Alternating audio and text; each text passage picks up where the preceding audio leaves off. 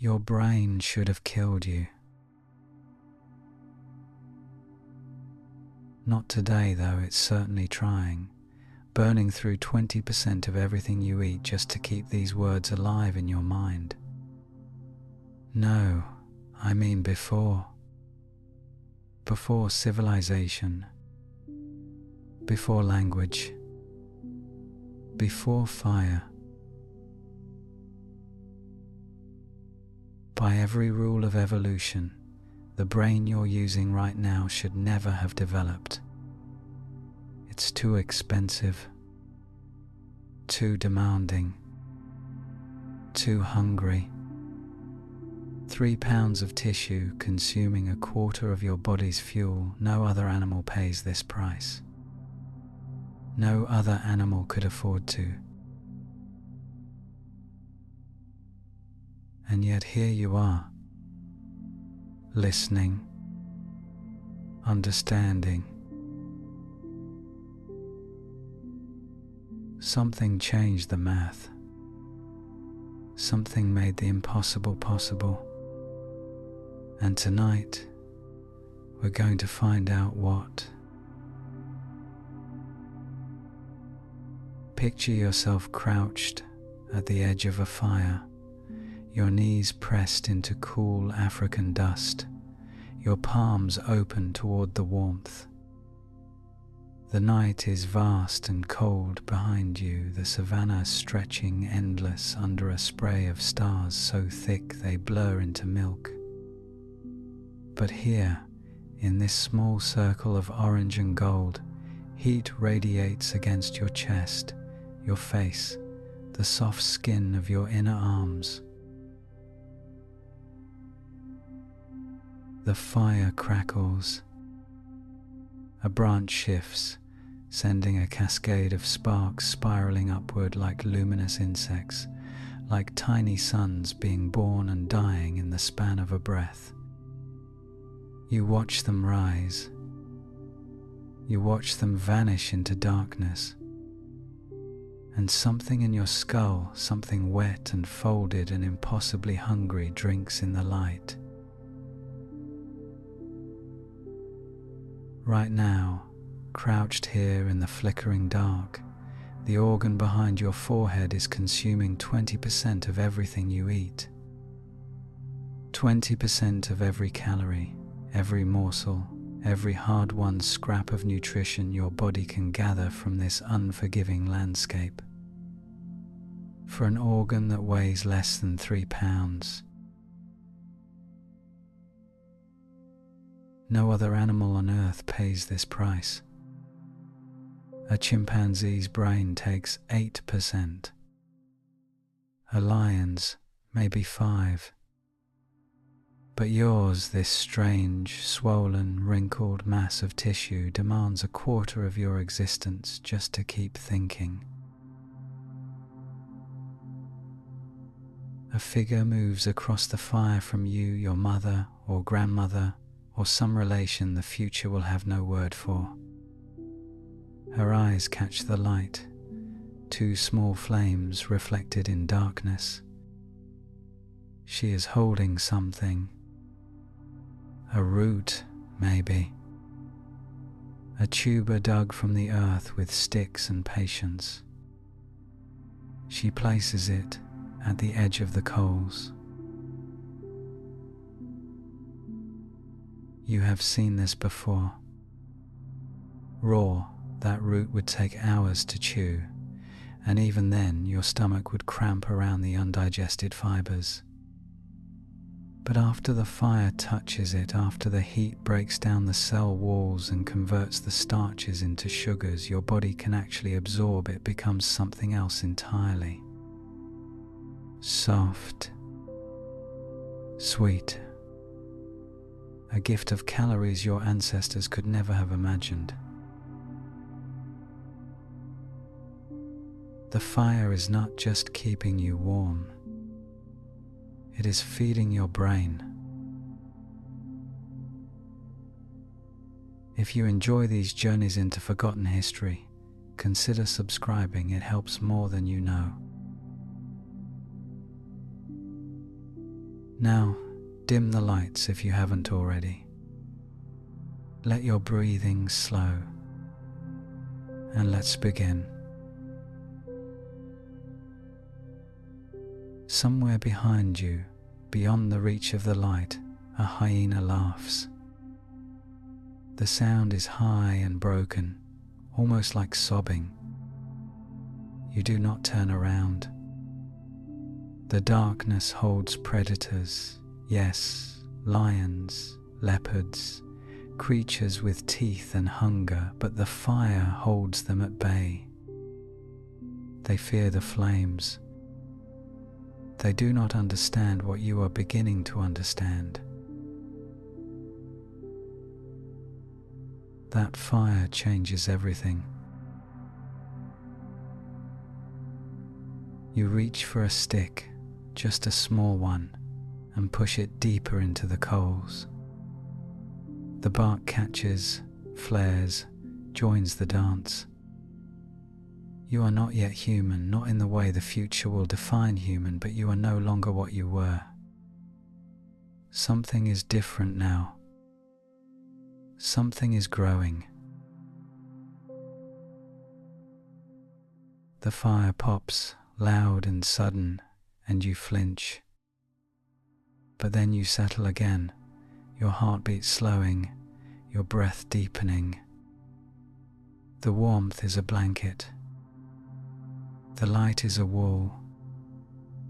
And somewhere inside your skull, neurons are forming connections that will one day, millions of years from now, give rise to poetry, mathematics, music, language.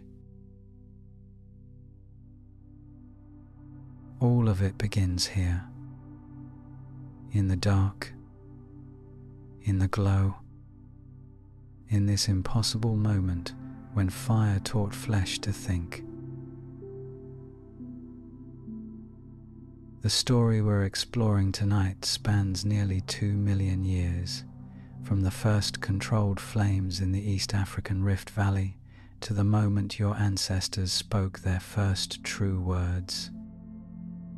It's a story about heat and hunger, about anatomy and accident, about the strange bargain your body made with fire, a bargain that would eventually give rise to everything that makes you human. 小于井号2，无井号大于. But to understand that bargain, you need to understand what came before. Picture an ancestor, not quite human, not quite ape. Australopithecus, perhaps, or early Homo. This creature walks upright, but has a brain barely larger than a chimpanzee's. It spends most of its waking hours chewing tough plants, raw meat when it can get it, anything that might fuel the modest engine of its thoughts.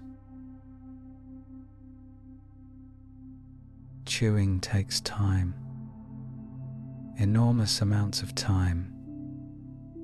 Modern great apes spend up to 6 hours a day just processing food in their mouths, grinding, mashing, breaking down raw plant matter into something their guts can handle. Raw food is hard to digest. The nutrients are locked inside cell walls that resist every bite. And so these early ancestors, these proto-humans, lived lives dominated by the simple mechanical act of eating. There was no time for much else. And then something changed. No one knows exactly when the first hominid picked up a burning branch from a lightning-struck tree. No one knows who first carried fire back to camp, who first placed meat beside the flames and discovered that heat transformed it into something softer, something sweeter, something that practically dissolved on the tongue.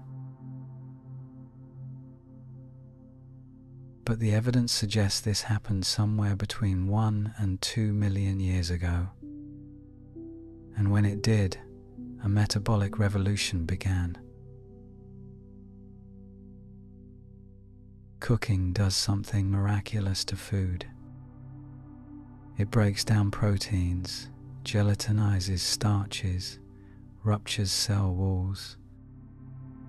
It takes food that would otherwise pass through your body barely digested and turns it into fuel your system can actually absorb.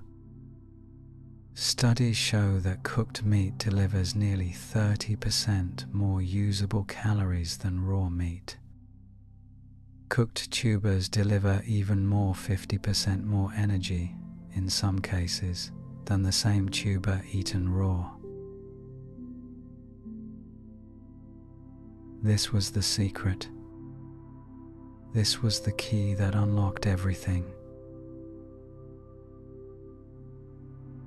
Because suddenly, your ancestors had energy to spare. Suddenly, they didn't need to spend 6 hours a day chewing.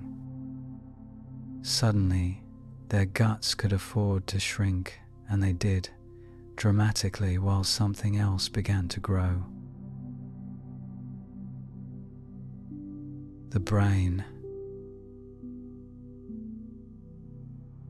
Over the next million years, hominid brain size nearly tripled. This is one of the most rapid expansions of any organ in the history of evolution, and it should have been impossible. Brains are expensive, far more expensive than gut tissue, pound for pound. But fire had rewritten the rules. Fire had given your ancestors a surplus they could invest in thinking. And so they did. The flames crackle softly as you settle into this story, into this ancient dance of light and shadow. Somewhere in the coals, the root your relative placed there has begun to soften, its skin blackening, its flesh turning golden. The scent rises earthy, slightly sweet, rich with the promise of nourishment. This is where language begins. Not with words, not yet, but with the excess energy that would one day make words possible. With the shrinking guts and swelling skulls. With the first creature who sat by a fire and had enough calories to spare that its brain could start asking questions. Questions like, what is that sound? What does it mean?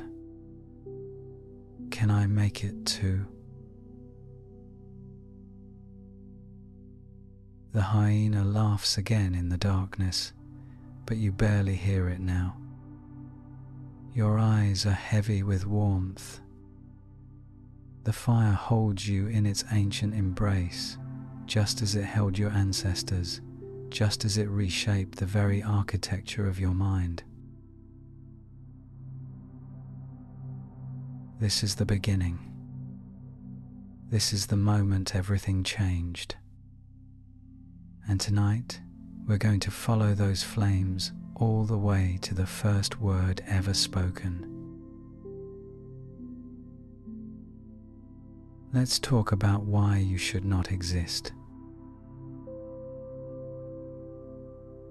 Not you specifically, though, that is also true in its own way, but the thing inside your skull that is processing these words right now. The thing that is turning sound waves into meaning, meaning into images, images into something that feels almost like memory. Your brain is an evolutionary impossibility. Consider the numbers, if you can stay awake long enough. The average human brain weighs about 3 pounds, roughly 1.4 kilograms, if you prefer metric, and I suspect some of you do. That's about 2% of your total body weight. 2%. A rounding error, really, in the grand accounting of flesh and bone. But that 2% consumes 20% of everything you eat. Pause on that for a moment. Let it settle into the folds of the very organ we're discussing. 20%. 1/5 of all your calories, all your metabolic effort, all the work your body does to convert food into fuel directed at a single organ that cannot move, cannot protect you from predators, cannot carry water or build shelter, or do any of the practical things that survival demands. Evolution is supposed to be efficient. Evolution is supposed to be ruthless in its accounting, trimming away anything that doesn't pay for itself in survival and reproduction.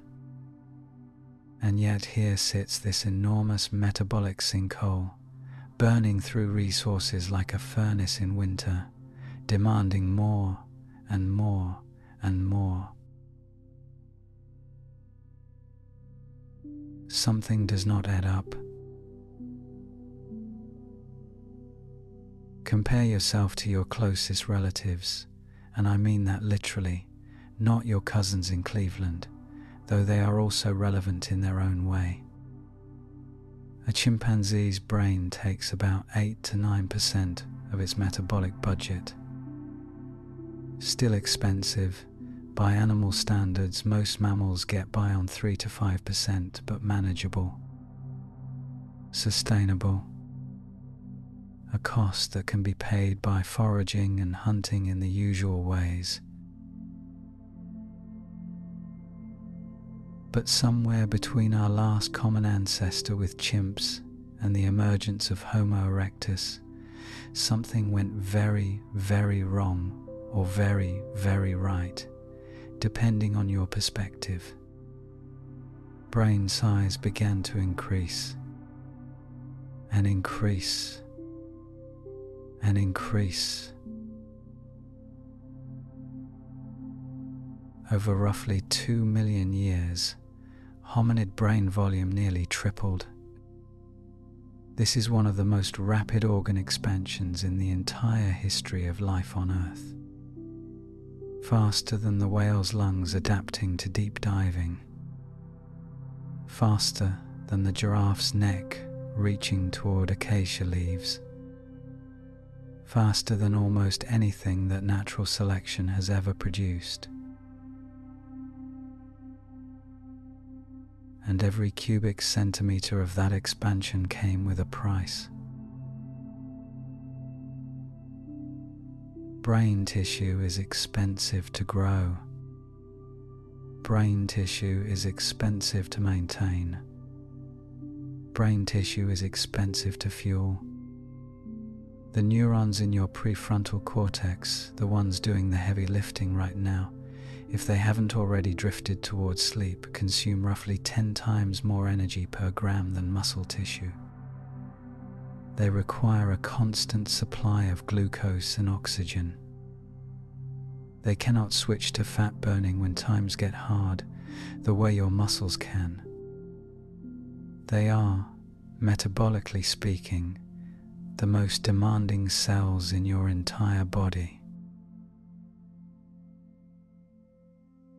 So how did your ancestors afford it?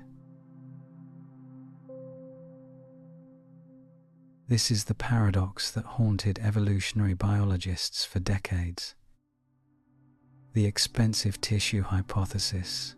Some called it the recognition that the human brain's metabolic demands simply could not have been met by any diet available to our ape ancestors. Something had to give. Something had to change. The answer, it turns out, was not in the brain at all. The answer was in the gut. Picture your digestive system for a moment, and I apologize if this is not the most sleep-inducing image, but it is relevant. The human gut is remarkably short compared to other primates.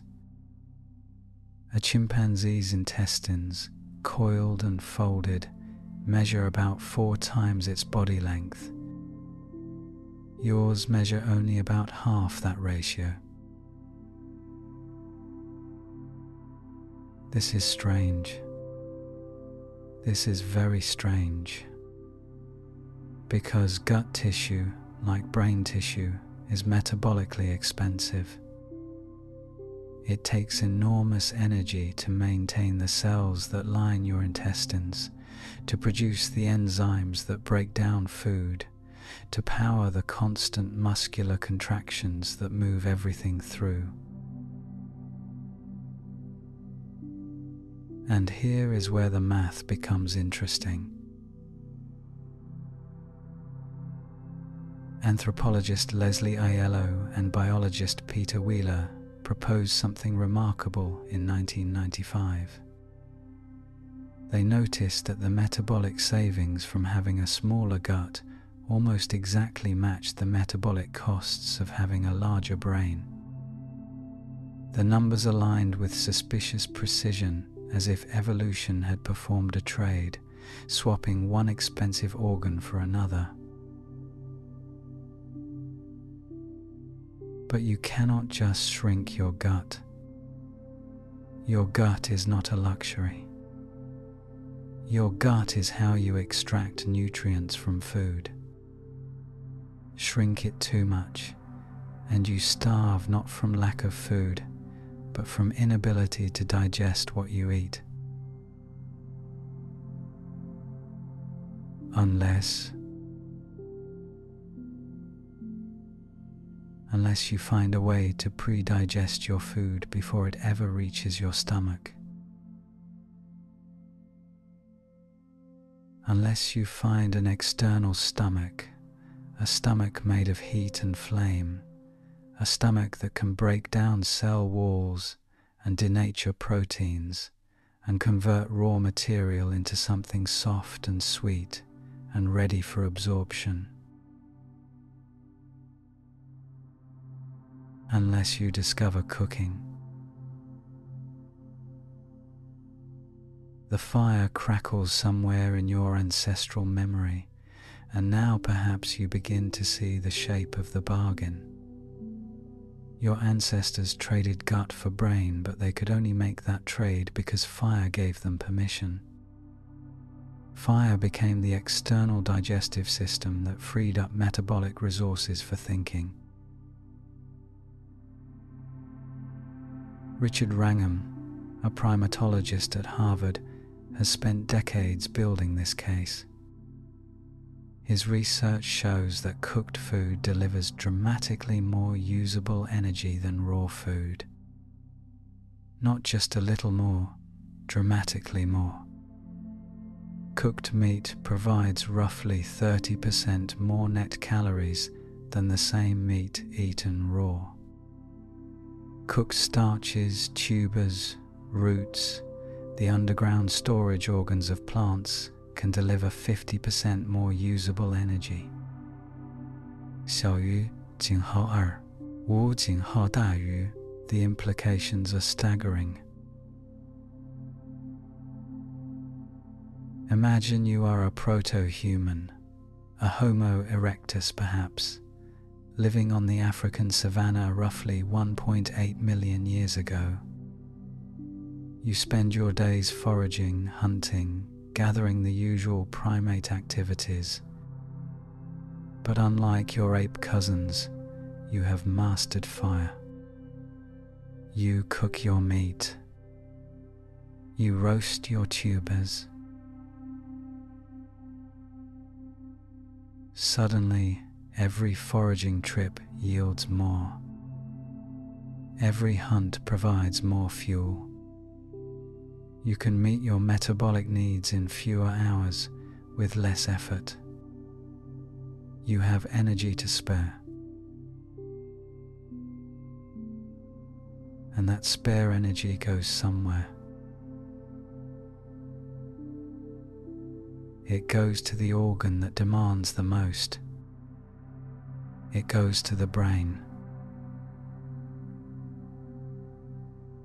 Some researchers remain skeptical. The fossil record is frustratingly incomplete, and we cannot directly observe what our ancestors ate 2 million years ago. We find charcoal and burnt bones at ancient sites, yes, but interpreting them is complicated. Natural fires leave similar traces. The line between controlled fire use and opportunistic scavenging of naturally cooked food is blurry in the archaeological record. But the anatomical evidence is harder to dismiss. Homo erectus appearing roughly 2 million years ago shows a constellation of changes that all point in the same direction.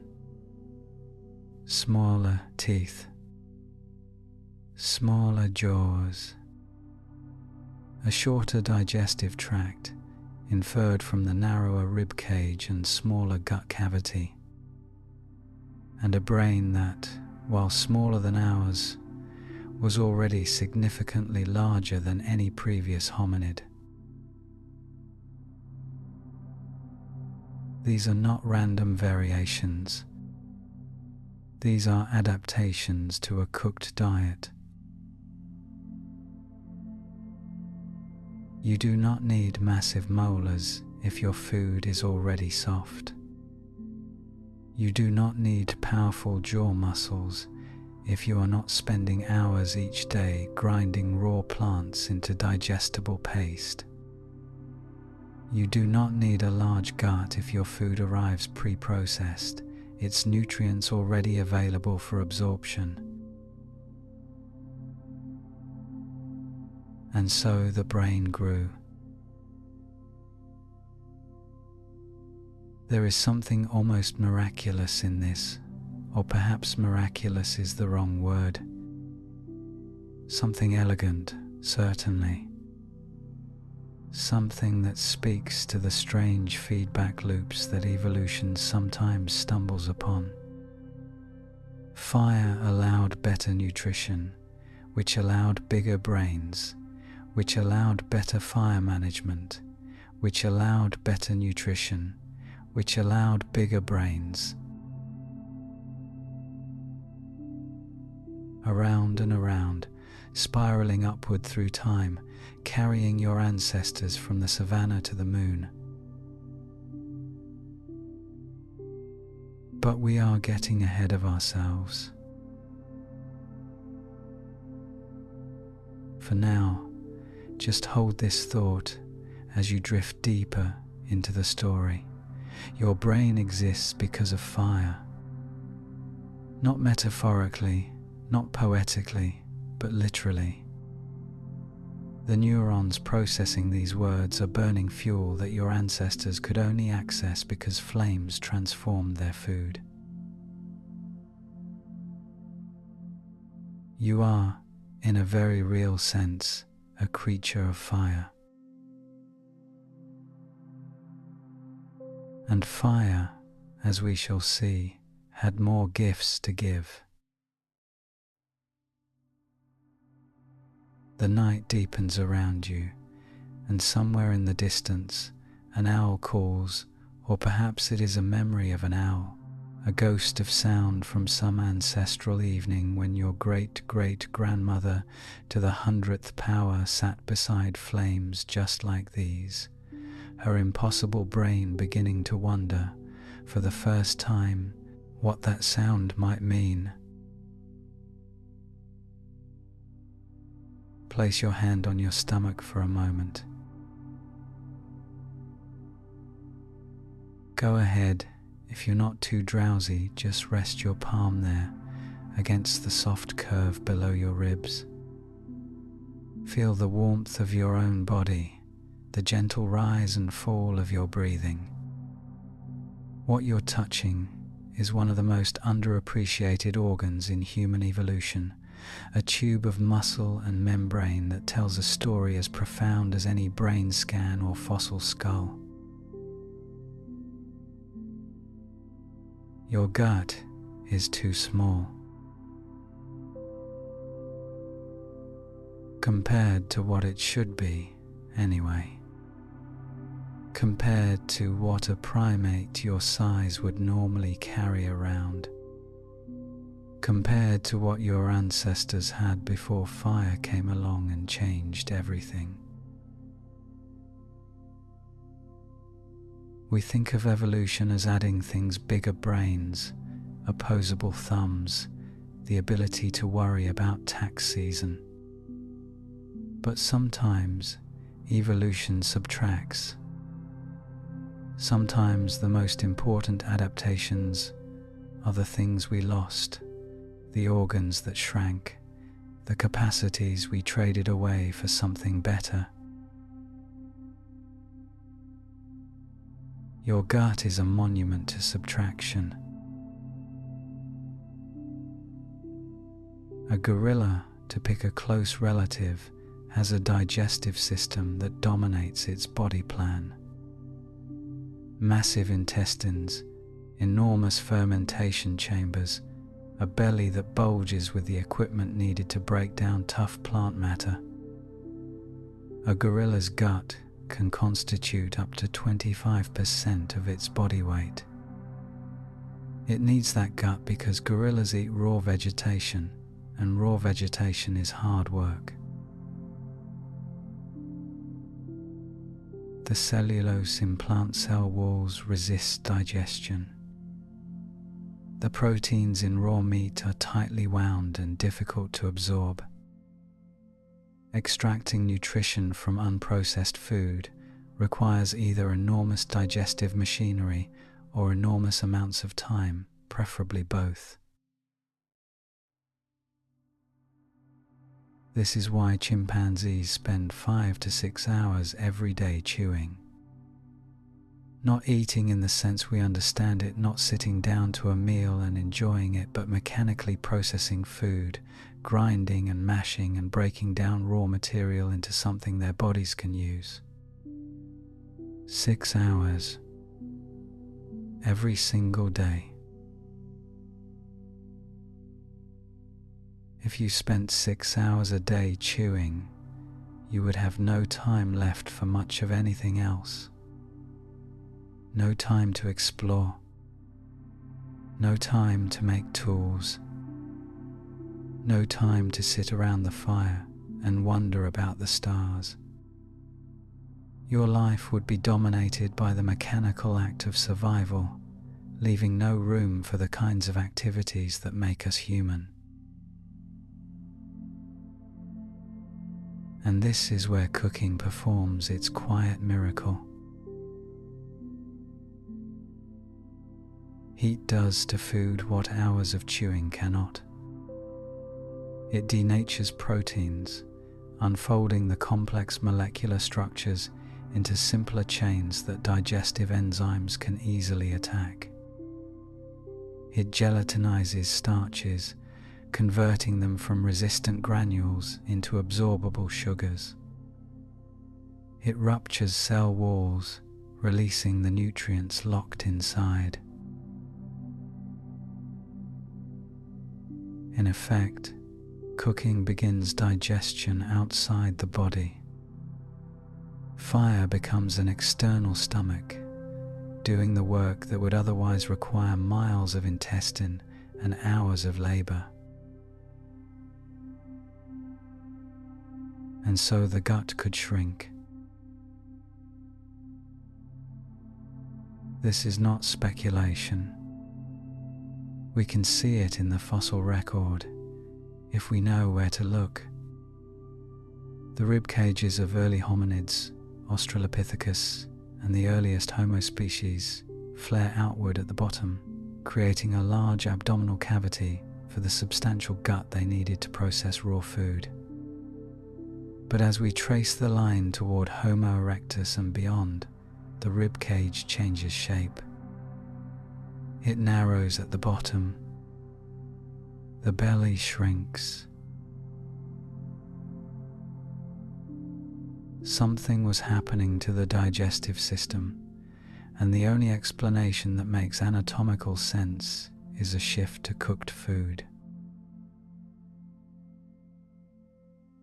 Modern humans have the smallest gut, relative to body size, of any primate. This is remarkable. This is, in fact, one of the most distinctive features of human anatomy, and yet we rarely think about it. We celebrate our big brains and our upright posture and our clever hands, but we ignore the humble gut that made all of it possible. The metabolic savings from a smaller gut are substantial.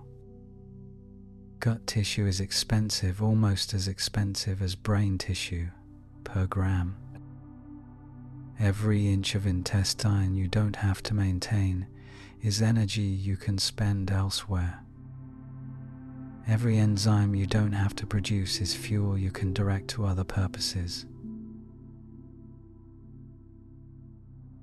And where did that freed up energy go? 3 guesses, and the first 2 don't count. The brain. The energy saved by the shrinking gut funded the expanding brain. It's almost too neat, too elegant evolution, trading one expensive organ for another, using fire as the currency of exchange. But the gut tells us more than just a story about calories. It tells us about time. Remember those 6 hours of daily chewing? Cooking abolished them. A cooked meal can be consumed in a fraction of the time a raw meal requires. The food is already soft, already broken down, already ready for swallowing. Humans spend perhaps 1 hour a day eating, sometimes less. That freed up 5 hours. 5 hours every single day that your ancestors suddenly had available for other activities. 5 hours to make tools, to teach children, to explore new territories, to sit around the fire and think. 5 hours to become human. There is a school of thought, let's call it the social brain hypothesis, that suggests the human brain grew large primarily to manage complex social relationships. We are intensely social creatures after all.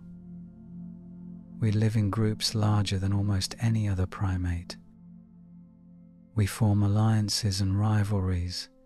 We gossip and cooperate. We navigate webs of relationship that would exhaust a chimpanzee. And all of that social complexity requires cognitive machinery. It requires the ability to remember who did what to whom, to predict behavior, to understand intention, to read faces and interpret gestures. It requires, in short, a big brain. But here's the thing, social complexity requires time. You cannot build relationships if you are spending every waking hour chewing. You cannot gossip with your mouth full of raw tuber. You cannot read faces across a crowded landscape if you never have a moment to look up from your food.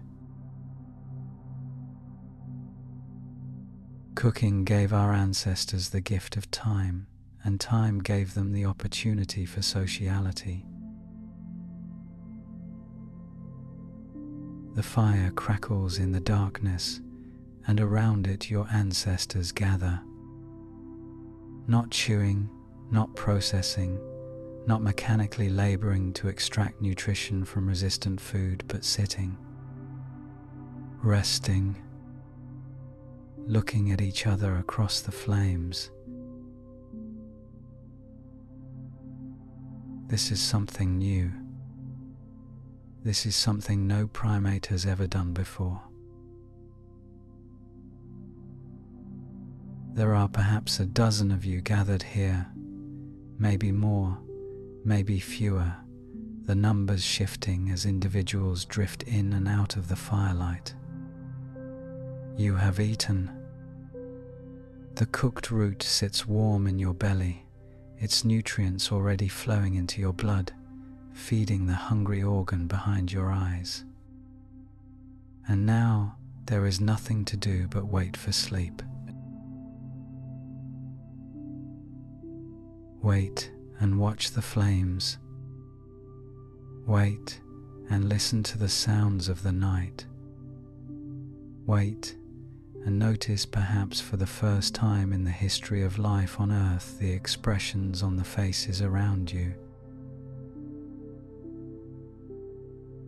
Your mother is here, or someone like her. She is looking at the fire, but her eyes are unfocused, her thoughts somewhere else. Is she sad? Tired? Planning tomorrow's foraging route? You cannot know for certain, but you find yourself wondering. You find yourself trying to read her face, to understand what is happening inside her head. This is the beginning of something. Across the fire, a younger member of your group, a child perhaps, not yet fully grown, reaches toward the flames and then pulls back, burned. A small cry of pain. Your mother looks up, alert. Others turn to see what happened. Someone makes a sound, not quite a word, but something. A vocalization that means, perhaps, be careful, or that hurts, or simply, I see you. The child settles, comforted by the attention. The moment passes. But something important has happened. A communication.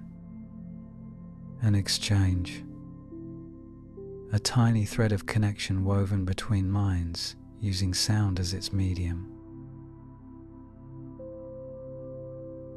None of this would be possible if everyone was still chewing. The shrinking gut gave us time, and time gave us social complexity, and social complexity gave us the pressure to communicate. Not overnight, not in a single generation, but slowly, inexorably, over hundreds of thousands of years, the threads multiplied. The vocalizations became more varied. The meanings became more specific. The proto-language of grunts and gestures began its long evolution toward the 6,500 languages spoken on Earth today.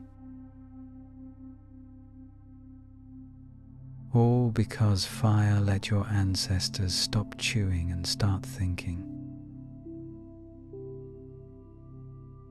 You settle deeper into your resting place, the warmth of the fire soaking into your bones. Your eyelids grow heavy. The sounds of the night become soft and distant, as if heard through water. Somewhere in the darkness, a hyena laughs, but you barely register it now. You are safe in the circle of light, surrounded by others, your small gut full, and your large brain slowly powering down for the night. Tomorrow there will be more foraging, more hunting, more of the endless work of survival. But for now there is only this: warmth, companionship, and the soft crackle of flames that changed everything. The sun has been down for hours. In a world without fire, this would mean sleep, or at least the attempt at sleep, huddled in some uncomfortable nest of branches, alert to every sound, vulnerable to every predator, with better night vision than yours. Chimpanzees sleep 10 to 12 hours every night, retreating into the trees as soon as darkness falls, spending half their lives unconscious because the night offers them nothing but danger. But you are not a chimpanzee. You are sitting in a circle of light that pushes the darkness back to arm's length, watching flames perform their ancient dance, and something extraordinary is happening to your species. Something that will echo through the next 2 million years and culminate in every late-night conversation, every evening lecture, every midnight movie marathon, every moment when humans have chosen to stay awake past sunset and do something other than hide. Fire created the night shift. This is not a metaphor. Before fire, there was no such thing as productive nighttime activity for creatures like your ancestors. The dark hours were lost hours, stolen by biology and circumstance, a full half of existence spent waiting for the sun to return. But fire reclaimed those hours. Fire turned the night from an enemy into an opportunity. And what did your ancestors do with this gift? They talked. Well, not talked, exactly, not yet, not in the way you and I understand talking, is less than has hone. 2 hash is greater than, but they communicated. They sat in circles and made sounds and gestures that carried meaning. They began, in their halting proto-linguistic way, to share information that could only be shared face to face, eye to eye, voice to ear. Anthropologists who study modern hunter-gatherer societies have noticed something fascinating about firelight conversation. During the day, most talk is practical: where to find water, which plants are ripe, how to repair a tool. But at night, around the fire, the conversation changes. Stories emerge. Myths, jokes, gossip about people who aren't present. The kind of talk that builds community, that transmits culture, that weaves individual minds into something larger than themselves. Polly Weissner, an anthropologist at the University of Utah, spent years recording conversations among the Jew, Hoanzi people of the Kalahari Desert. She found that daytime talk was 80% economic food, resources, immediate practical matters. But nighttime talk was 80% social relationships, stories, the complex web of human connection that holds a community together. The fire did not just extend the day. It created a different kind of day, a space for a different kind of thinking. Let us travel, for a moment, from your African firelight to a laboratory in the 20th century, where a researcher named Robin Dunbar is counting brains. Dunbar, a British anthropologist and evolutionary psychologist, became fascinated by a curious correlation. Among primates, the size of the neocortex, the wrinkled outer layer of the brain responsible for higher cognition, correlates almost perfectly with the size of social groups. Species with bigger neocortices live in bigger groups. Species with smaller neocortices live in smaller groups. The relationship is so tight that you can predict one from the other with remarkable accuracy. Following this logic, Dunbar asked a simple question. Given the size of the human neocortex, what group size should we predict for our species? The answer was about 150. This number, sometimes called Dunbar's number, has since been found to describe an eerily consistent pattern in human social organization. It's the typical size of a hunter-gatherer band. It's the average size of a village in many traditional societies. It's the number of people most of us can maintain meaningful relationships with, the number where we still know everyone's name, remember their family, care about their welfare. Beyond 150, communities tend to fragment or require formal structures to hold together. The organic, personal connections that define a true social group begin to break down. But here is the puzzle. Maintaining relationships with 150 people is cognitively expensive. You have to remember who each person is, what they've done, how they've treated you and others, what their relationships are with everyone else in the group. This is not simple information processing, this is complex social cognition, the kind of mental work that requires a big brain and constant practice. Chimps manage groups of about 50.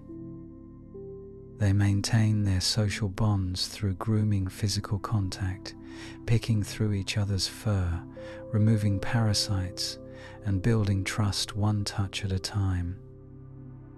But grooming takes time. Lots of time.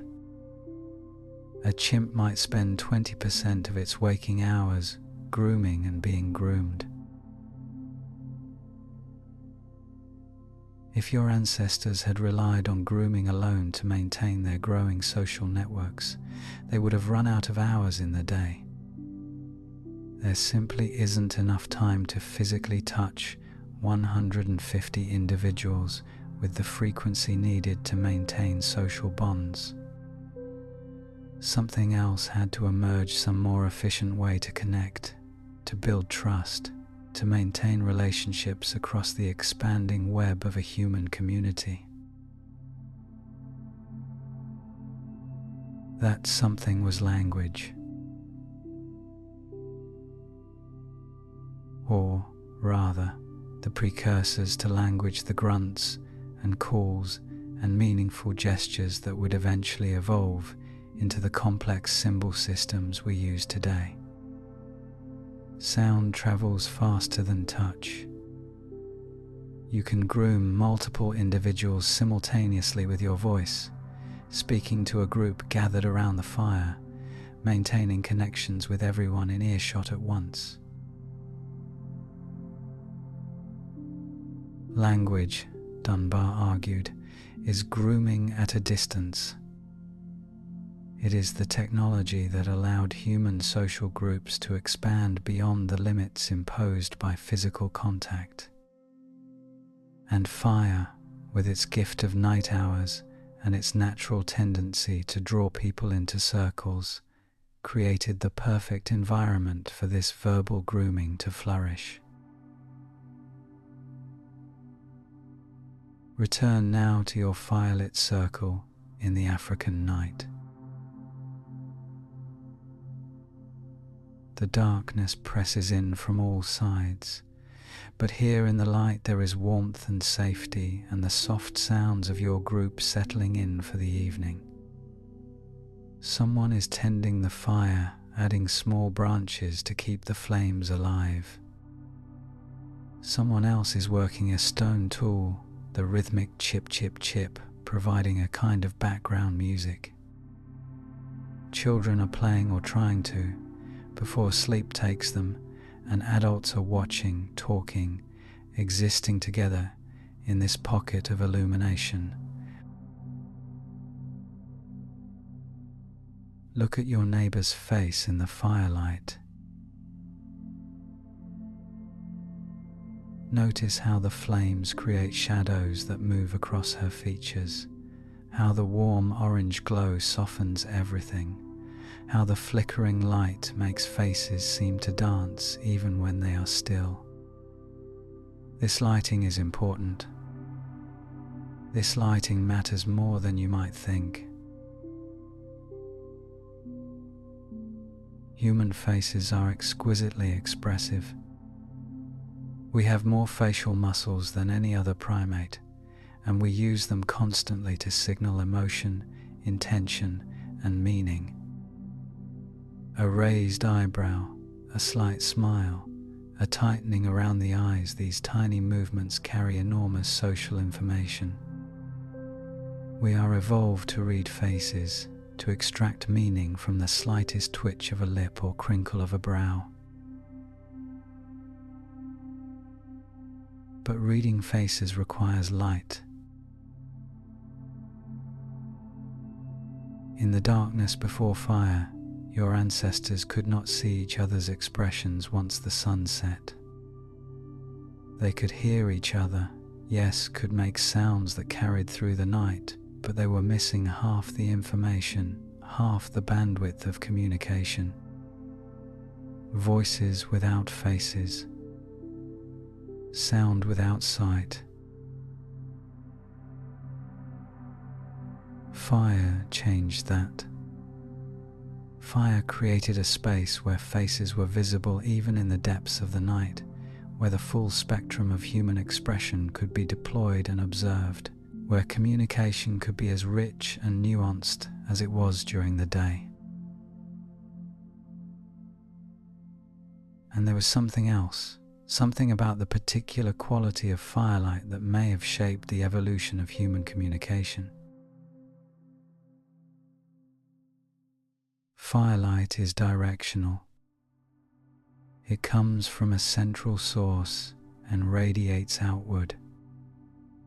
When you sit around a fire, you naturally arrange yourselves in a circle, all facing inward, all looking at the same central point. This is unusual. This is not how primates normally arrange themselves.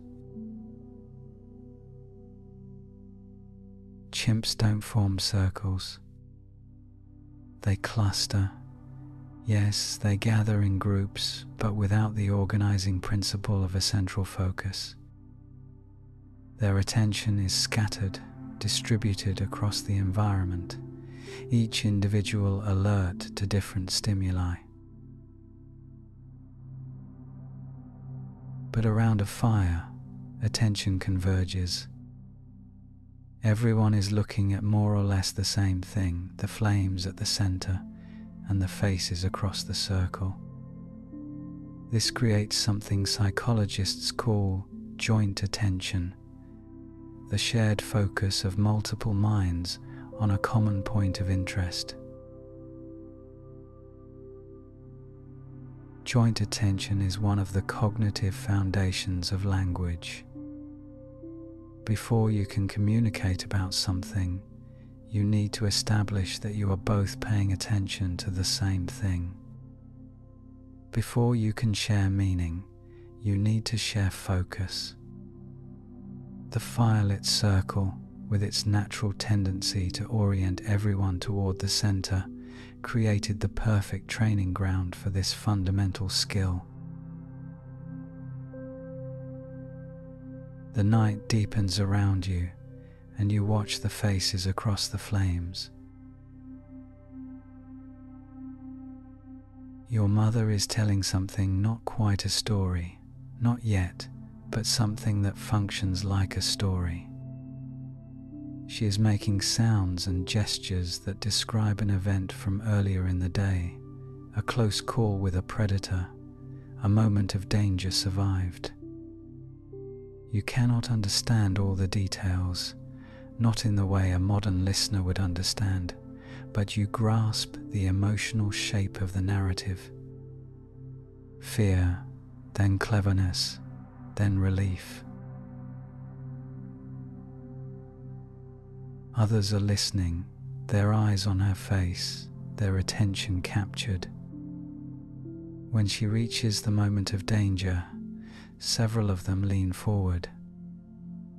When she gestures towards safety, they relax.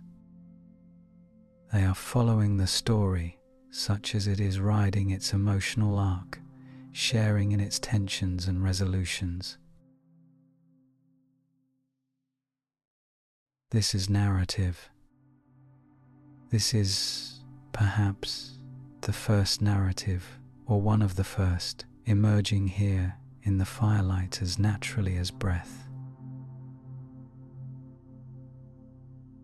Stories require time to tell. They require listeners willing to sit and attend. They require a shared space, a shared focus, a context in which extended communication is possible. Before fire, none of these conditions could reliably be met. But after fire here, in the long night hours with nothing to do but rest and connect, stories could finally be born. 小雨警号2, 呜警号大雨, and stories, once they existed, changed everything again. Stories transmit information across time. They teach without direct experience. They warn about dangers not yet encountered, describe resources not yet found, preserve knowledge that would otherwise die with its possessor. A young member of your group who has never faced a lion can learn something about facing lions by listening to those who have. A child who has never seen the distant watering hole can learn its location from elders who remember the drought of seasons past. Knowledge accumulates. Culture begins. The fire pops, sending sparks spiraling upward, and you watch them climb toward the stars. Your eyelids are growing heavy now, the warmth seeping into your bones, your brain beginning its slow descent towards sleep. But before you drift off, notice this: you are not sleeping alone. You are sleeping surrounded by others in a circle of shared warmth and shared trust, protected by the flames that push back predators and draw your kind together. This is the long night, the extended evening that fire created, the hours of connection and communication that would slowly, over countless generations, give rise to language itself. And somewhere in your skull, in the growing folds of your expensive brain, new connections are forming. New circuits are being laid down. New capacities are emerging that will one day allow your descendants to tell stories that reach across millennia, to speak in languages with millions of words, to connect with minds on the other side of the planet. All of it begins here, in the firelight, in the long night that fire made possible. Sleep now. The fire will burn until morning. There is a skill that separates humans from nearly every other species on Earth, and it has nothing to do with intelligence or tool use or even language. It is the ability to wait. Not just the passive waiting of a cat crouched beside a mouse hole, alert and ready to pounce, but a different kind of waiting. Active waiting. Constructive waiting. The capacity to invest effort now for a reward that will not come for hours, days, or even longer. Psychologists call this delayed gratification, and they have spent decades studying it. Perhaps you have heard of the famous marshmallow experiment, the study where researchers left children alone in a room with a single marshmallow, promising them a second marshmallow if they could resist eating the first one for 15 minutes. The children who managed to wait, who found strategies to distract themselves and delay their gratification, went on to have better life outcomes by almost every measure. Higher SAT scores, better jobs, more stable relationships. But here is the deeper question. Where did this capacity for waiting come from? What in human evolution selected for the ability to resist immediate reward in favor of future benefit? The answer, once again, is fire. Consider what cooking actually requires. Not the act itself, placing food near heat is simple enough, but the entire sequence of behaviors that surrounds it. First, you must gather fuel. Not just any wood, but the right kind, dry enough to burn, small enough to catch, large enough to sustain. This requires planning, requires understanding the relationship between present action and future need. You cannot simply grab the nearest stick and expect fire to cooperate. Then you must start the fire itself. In the modern world, this is trivially easy: a match, a lighter, a casual flick of the wrist.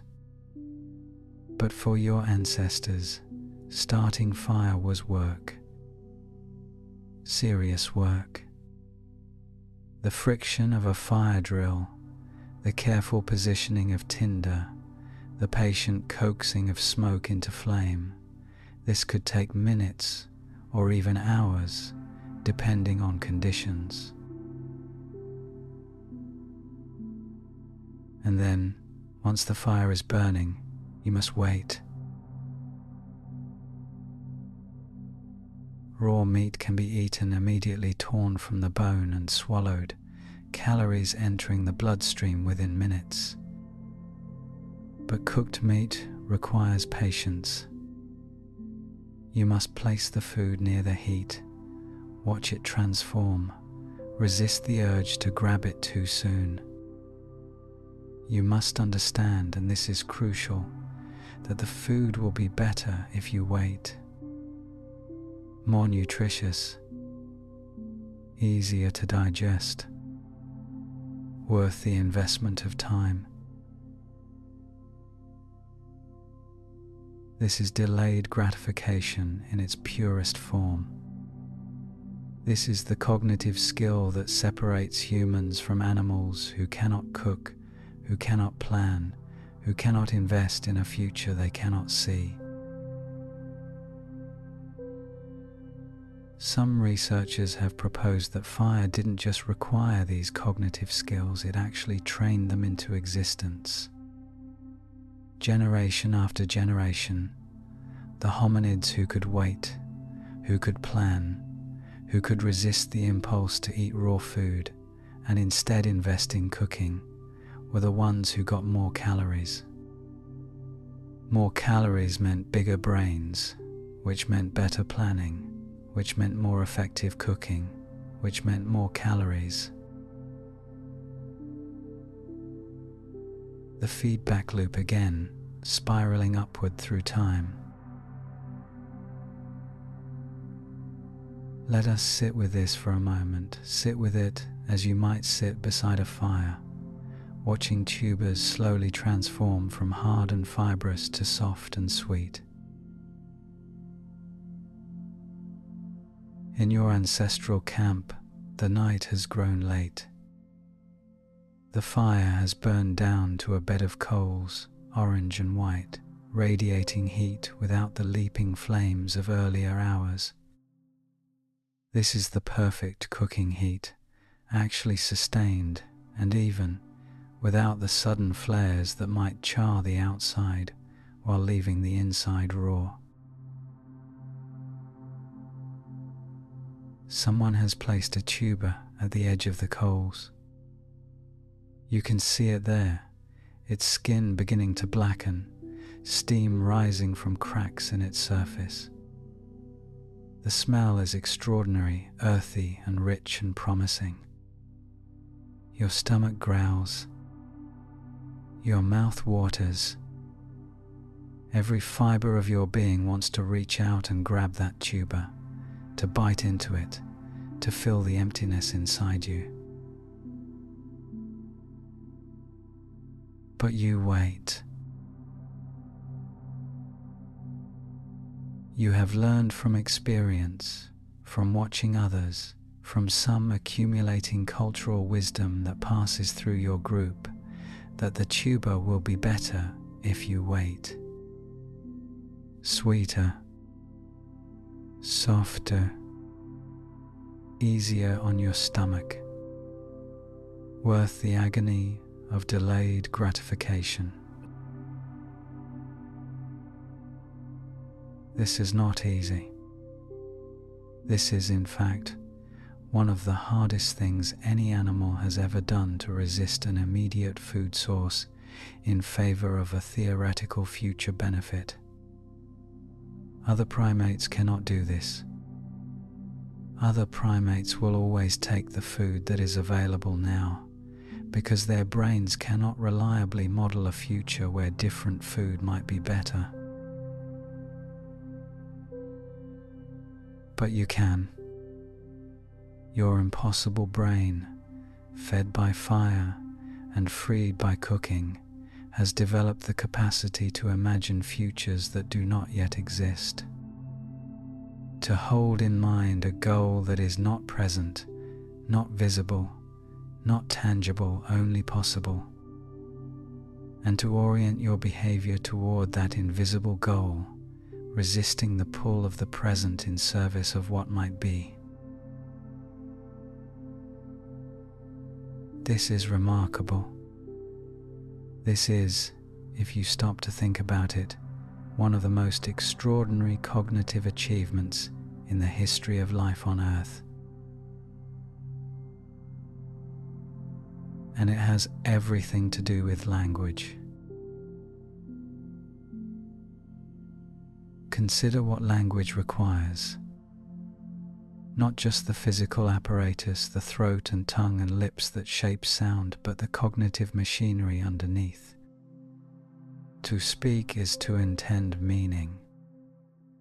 To intend meaning is to hold a concept in mind before it is expressed, to plan an utterance before it is uttered, to imagine the effect your words will have on a listener who has not yet heard them. Language is fundamentally about the future, about what you are going to say, about what the other person will understand, about the conversation that will unfold over the next seconds or minutes or hours. Language requires you to simulate scenarios that have not yet occurred, to predict reactions, to plan sequences of communication that build toward a goal. In other words, language requires exactly the kind of future-oriented thinking that cooking trained into your ancestors' brains.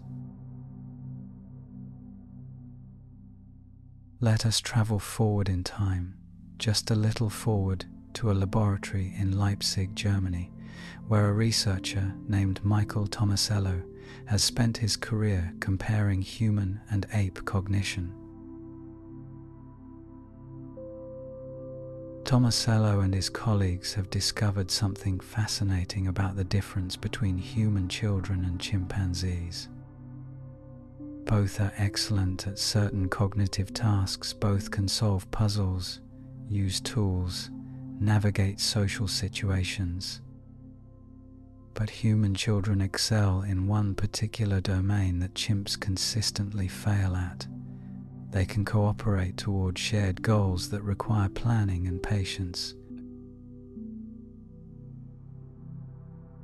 In one experiment, researchers set up a task where two individuals needed to work together to obtain food-pulling ropes simultaneously, timing their actions, coordinating their behavior. Human children, even very young ones, could manage this. They could communicate about the goal, synchronize their efforts, wait for each other to get into position.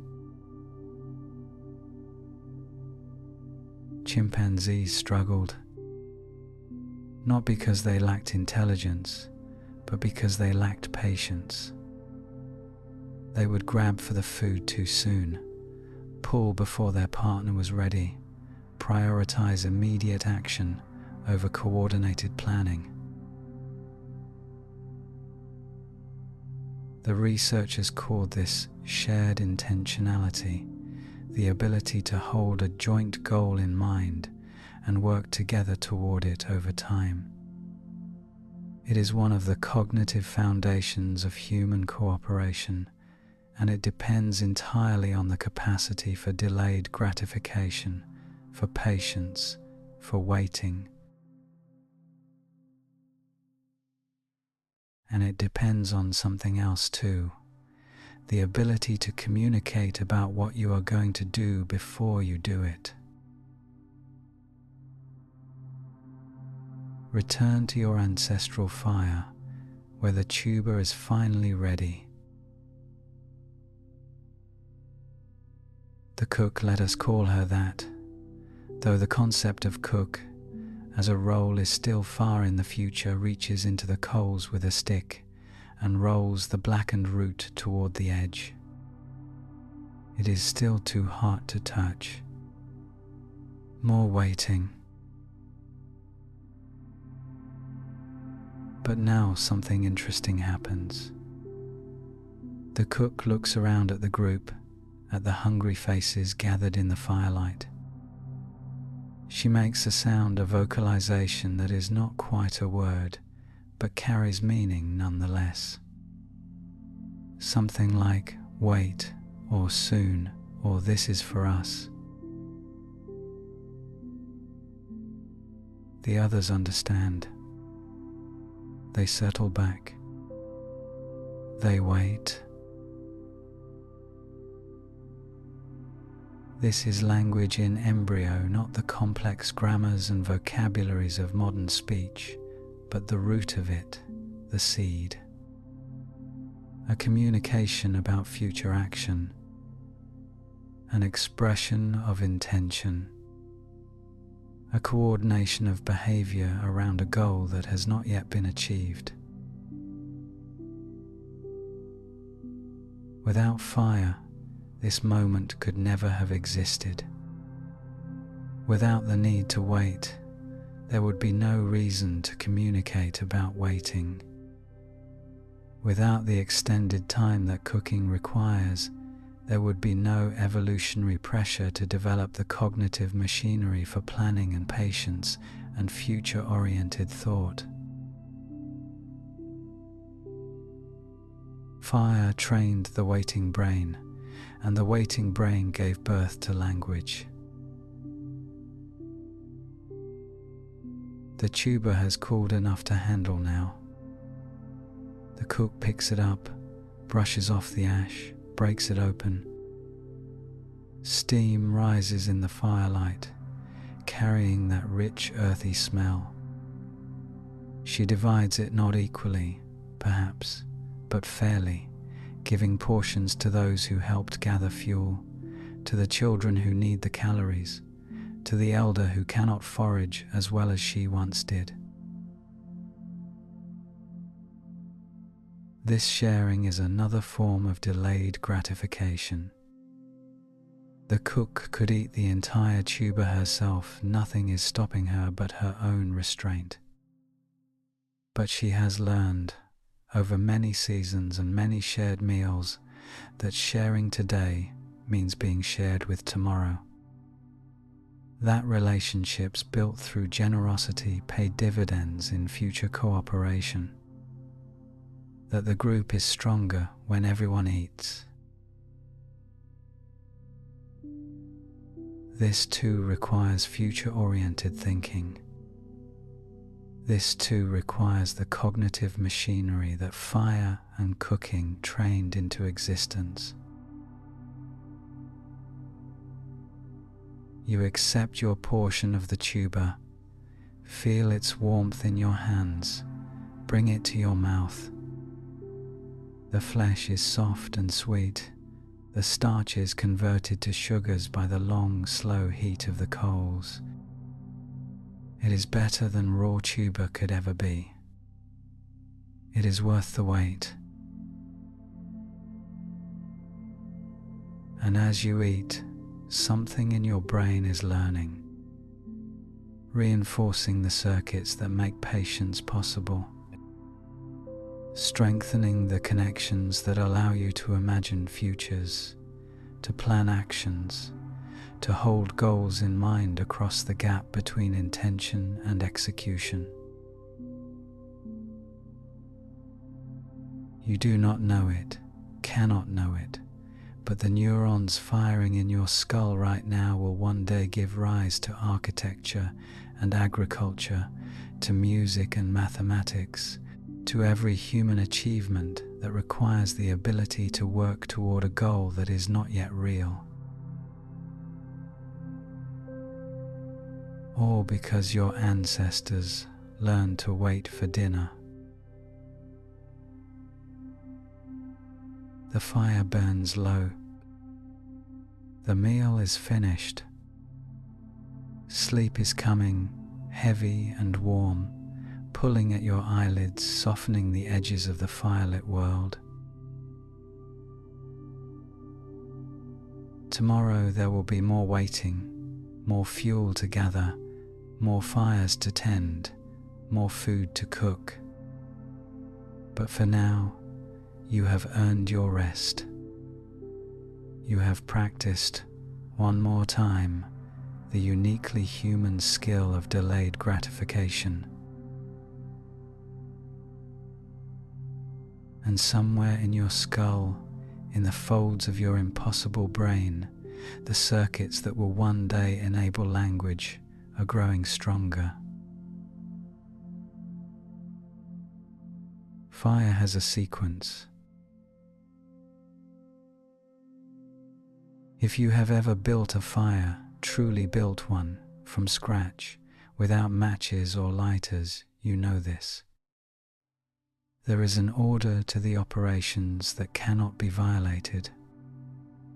First comes the tinder, then the kindling, then the fuel. First the spark, then the smoke, then the flame. Skip a step, reverse the sequence, and you have nothing but cold ashes and frustration. This sequentiality, this grammar of fire, may have trained your ancestors' brains for language in ways we are only beginning to understand. Language is fundamentally sequential. Words follow words in a particular order that determines meaning. The dog bit the man is different from the man bit the dog, even though both sentences contain the same words. Grammar is the set of rules that governs which sequences are meaningful and which are not, which orders are permissible and which are nonsense. No other primate uses sequential structure in communication the way humans do. Chimpanzees can learn individual signs, cup, ball, more, please, but they struggle to combine them into grammatical sequences. Their utterances are largely unordered. More banana and banana more mean the same thing to a chimp, if they mean anything at all. But human children, by the age of 2 or 3, are already producing sentences with recognizable grammar. They put subjects before verbs, verbs before objects. They mark tense and number and person. They generate an infinite variety of novel utterances by combining a finite set of words according to recursive rules. Where does this capacity for sequential thinking come from? One intriguing answer is that it comes from tool use, and more specifically, from the kinds of tool use that fire made possible and necessary. Consider the cognitive demands of making a fire. Not maintaining one that's relatively simple, just add fuel as needed, but creating one from nothing. This requires what neuroscientists call hierarchical action planning, the ability to organize behavior into nested sequences, with sub-goals embedded within larger goals, each step dependent on the successful completion of steps before it. Let us walk through it together, as your ancestor might have done 1,000,000 years ago. The overarching goal is fire. But fire requires fuel, which requires gathering, which requires locating appropriate materials, which requires understanding what properties make wood suitable dry rather than green, small rather than massive, fibrous rather than dense. So before you can make fire, you must make a fuel pile. And before you can make a fuel pile, you must make a fuel gathering expedition. And before you can make a fuel gathering expedition, you must make a plan, a mental representation of what you will need and where you might find it, and how much effort it will require. Each of these goals is nested within the goals above it, like boxes within boxes, like clauses within sentences. The structure is hierarchical, recursive, grammatical in the deepest sense of the word. And this is just the fuel. Now consider the ignition itself.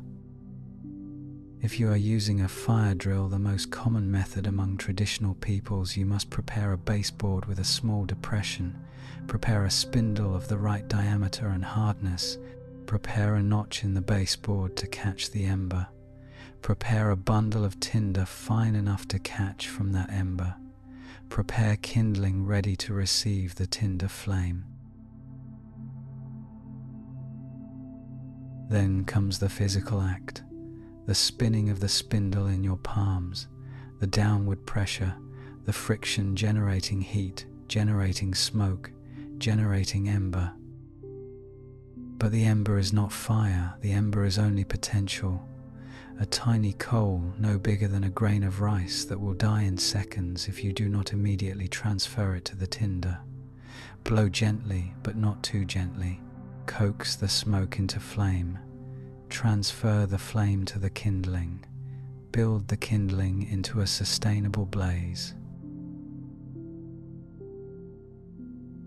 This is a complex action sequence, and it must be executed in order.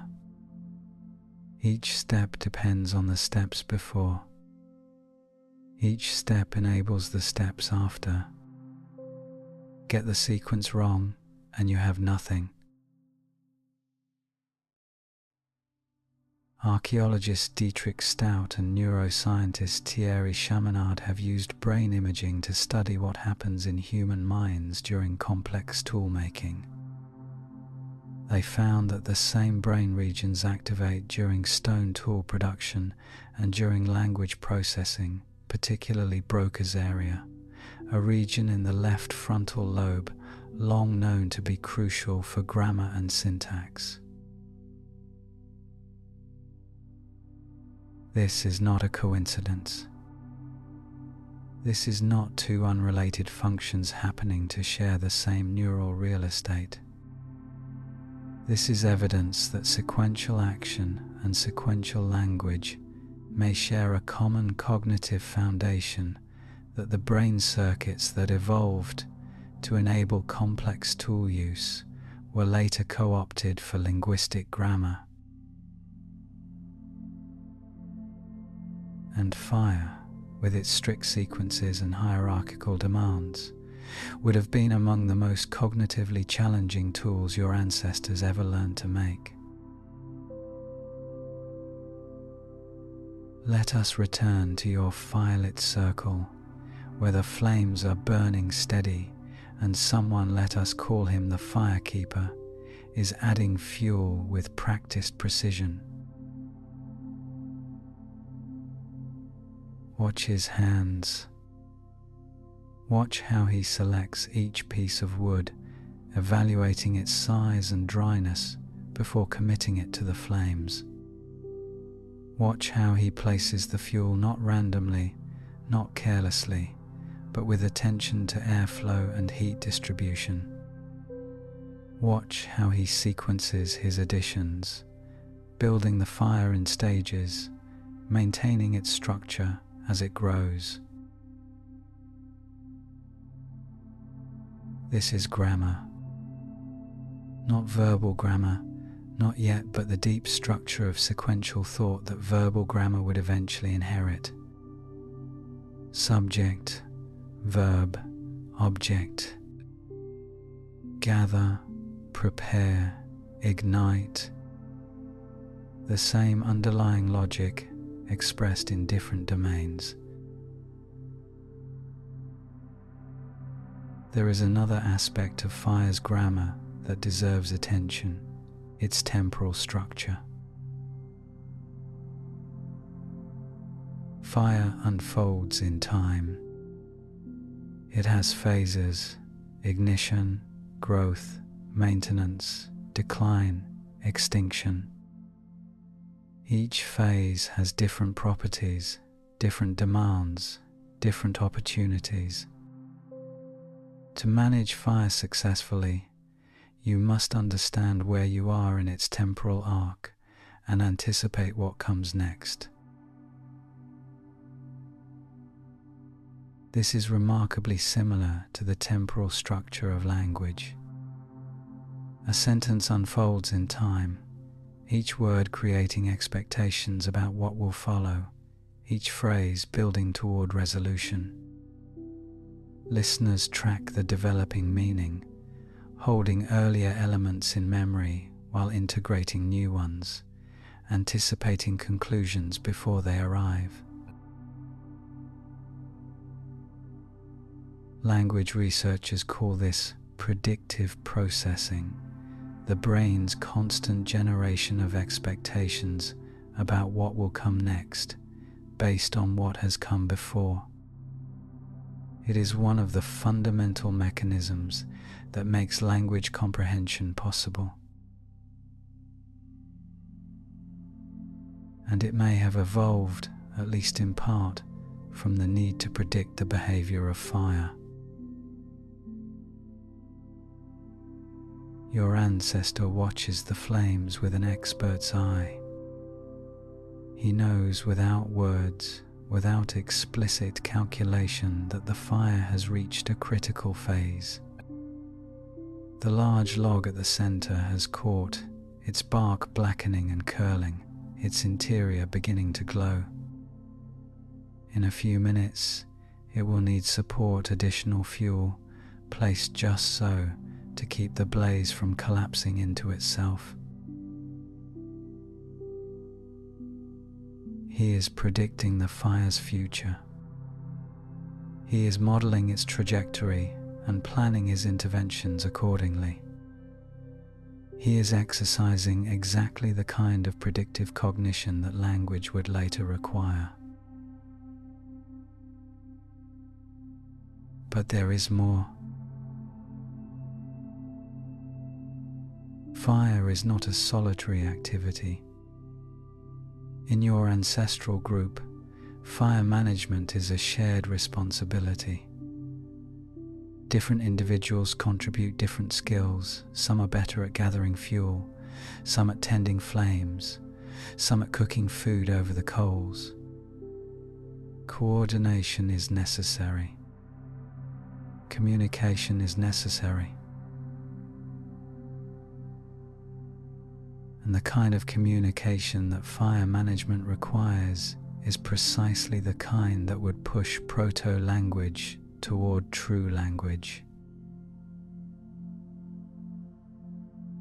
Consider, someone needs to gather fuel while someone else tends the existing fire.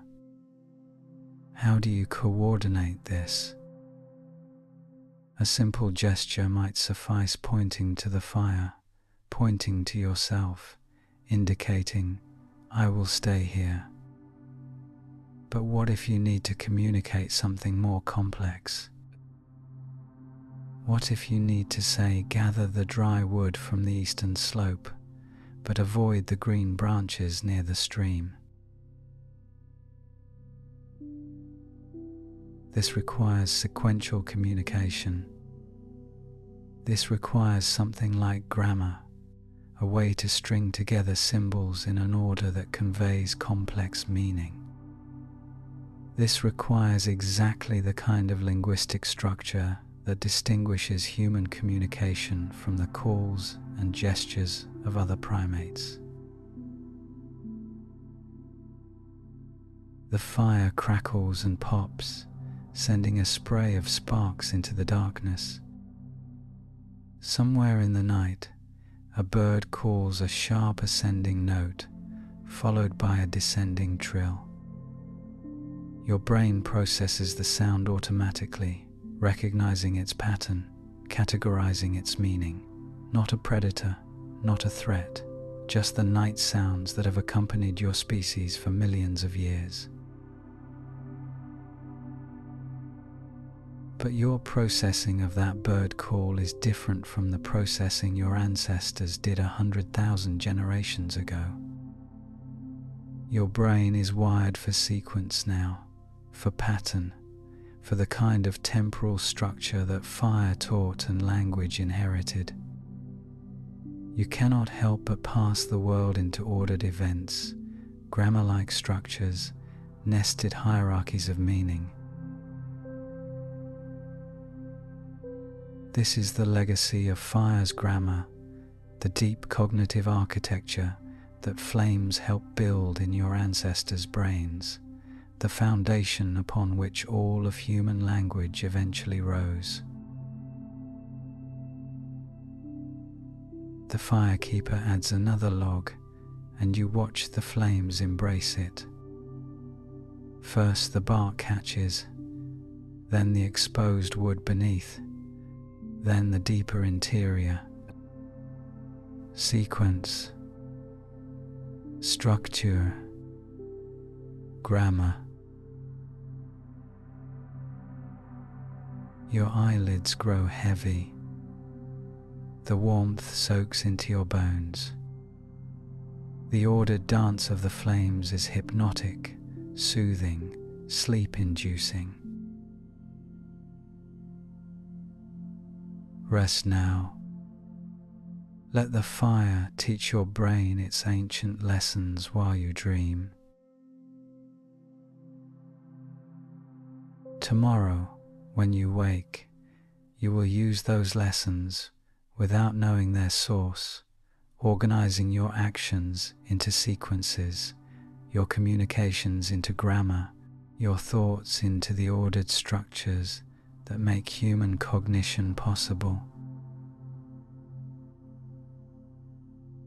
All because fire has a sequence and your ancestors learned to follow it. Look at the eyes of the person nearest to you in the firelight. Not their face in general, their eyes specifically. Notice how the flames are reflected there, two tiny orange flickering worlds in miniature. Notice how the whites of their eyes, the sclera, anatomists call it, make it easy to see exactly where they are looking.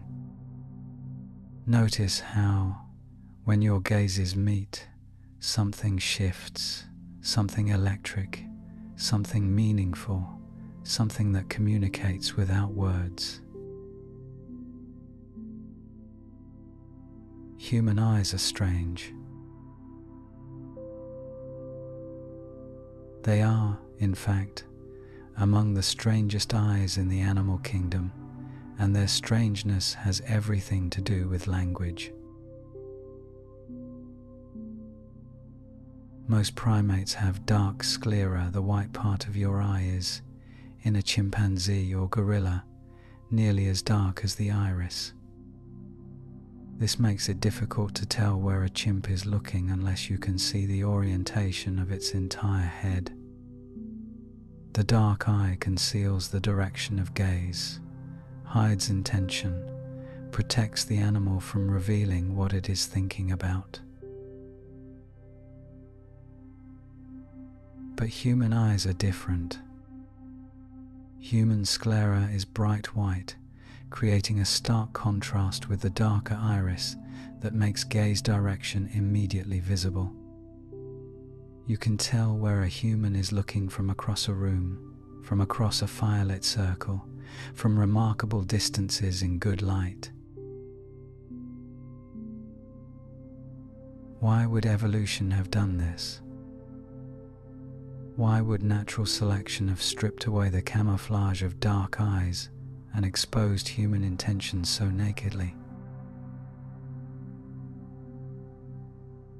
The answer, many researchers believe, is cooperation, and specifically, the kind of cooperation that language enables and requires. To communicate effectively, you need to know what your listener is paying attention to. Before you can share information about an object, a piece of food, a predator, a tool, you need to establish that you are both looking at the same thing. This is what developmental psychologists call joint attention, and it is one of the cognitive foundations of language. Human infants are remarkably skilled at joint attention. By 9 months of age, before they can speak a single word, babies are following their caregiver's gaze, looking where adults look, establishing shared focus on objects in the environment. They are doing this in part because human eyes are so easy to read, because the white sclera makes gaze direction obvious, unmistakable, impossible to miss. Chimpanzee infants, by contrast, rely more on head direction than eye direction to follow attention. Their dark-eyed caregivers are harder to read, their intentions more obscure. Joint attention is more difficult to establish, more effortful to maintain. And here is where fire enters the story. Fire creates a unique visual environment, a circle of light in which faces are visible, gazes are trackable, eyes can meet across the flames. Fire creates exactly the conditions in which visible white sclera would be most advantageous, most useful for communication, most likely to be selected for. Before fire, your ancestors spent their nights in darkness, unable to see each other's faces, unable to read each other's eyes. The evolutionary pressure for visible gaze direction would have been limited to daylight hours.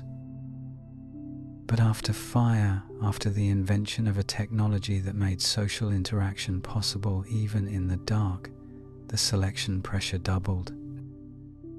Suddenly, readable eyes were useful all the time, not just during the day. We cannot prove that fire caused the evolution of white sclera. The fossil record does not preserve eye color, and the genetic changes involved are difficult to date precisely. But the correlation is suggestive. Fire and visible eyes, two seemingly unrelated traits that both support the same function: rich, nuanced, face-to-face communication. Return to your firelit circle, where the flames paint everything in orange and shadow. Across the fire, your mother is looking at something, not the flames, but something in her hands, a piece of food perhaps, or a tool she is working. You can tell exactly where her gaze is directed because her white sclera creates a clear pointer, an arrow of attention that you follow instinctively. Now she looks up. Her eyes meet yours. This moment, this meeting of gazes is charged with meaning in a way that no other primate experiences. Among chimpanzees, sustained eye contact is often a threat, a challenge, something to be avoided except in moments of conflict or dominance display. But among humans, eye contact is the foundation of connection. We use it to establish rapport, to signal attention, to indicate, I see you, I acknowledge you, you matter to me. Your mother holds your gaze for a moment, then looks pointedly at the food in her hands, then looks back at you.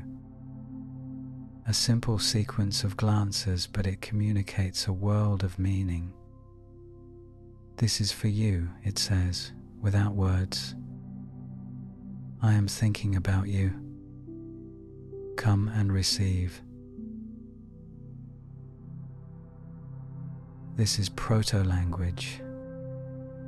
This is communication through shared attention, through the grammar of gaze, through the visible white of eyes that evolution shaped for precisely this purpose. Linguist Michael Tomasello has called this the cooperative eye, the hypothesis that human eye structure evolved specifically to support cooperative communication. We gave up the concealment of dark sclera in exchange for the ability to share intention, to point with our eyes, to communicate silently but unmistakably about objects and actions and goals. And fire created the environment where this exchange was most valuable. Consider the practical demands of firelit life. You are sitting in a circle with your group, the flames at the center, predators lurking in the darkness beyond. Suddenly, someone notices movement at the edge of the light, a shape, a sound, something that might be dangerous. How do you communicate this to the others without alerting the predator? Making noise would be counterproductive. It might provoke an attack, or at least alert the threat to your awareness. But a glance, a quick shift of gaze toward the danger, a widening of the eyes, a tightening of the face can convey the same information silently. Others in the group, attuned to each other's eye movements, follow the gaze and see the threat. No sound required. No predator alerted. The group responds as one, prepared for flight or defense, coordinated by nothing more than the direction of eyes. This is the power of the shared gaze, the ability to communicate attention silently, instantly, precisely. And it is a power that fire amplified by creating a visual environment in which eyes could be read even after sunset. But the shared gaze does more than just point at threats. It establishes what philosophers call common ground, the mutual understanding that both parties in a communication know what the other knows, see what the other sees, share a framework of reference. Common ground is essential for language. Every utterance you make assumes that your listener shares certain knowledge with you, knowledge about the world, about language itself, about the context of your conversation. Without common ground, communication collapses into confusion. And common ground is established in its most basic form, through shared attention, through the mutual gaze that says, we are both looking at the same thing, we are both thinking about the same thing, we can therefore communicate about that thing. The fire crackles and shifts, sending up a flurry of sparks. Around the circle, eyes flick toward the flames, then back to faces, then to the darkness beyond, then back to the flames. A constant dance of attention, each glance carrying meaning, each shift of gaze a communication. You are surrounded by minds, and you can see where each mind is focused. You can track attention as easily as you track movement. You can predict intention by reading gaze direction, anticipate action by following the vector of someone's eyes. This is an extraordinary cognitive environment.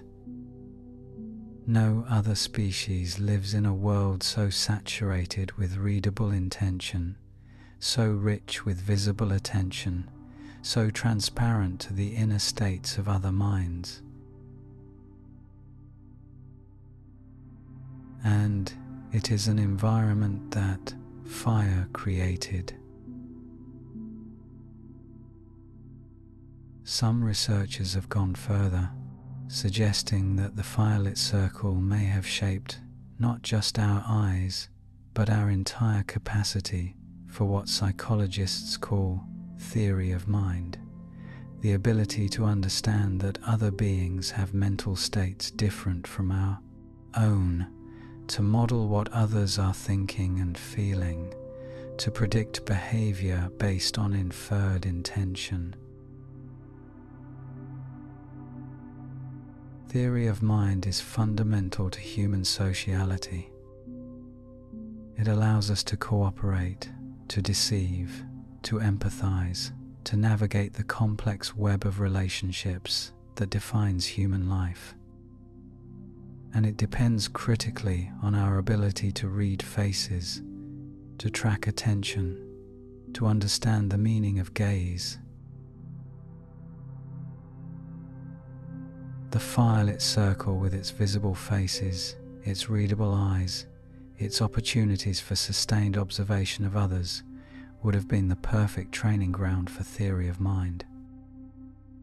Night after night, generation after generation, your ancestors sat in these circles and learned to read each other. They developed the cognitive machinery for understanding other minds, for modeling other perspectives, for grasping the invisible inner worlds of their companions. And this machinery, once developed, became available for language. Because language is, fundamentally, an act of mind reading. When you speak, you are modeling what your listener knows and doesn't know, what they expect and don't expect, what they will understand and misunderstand.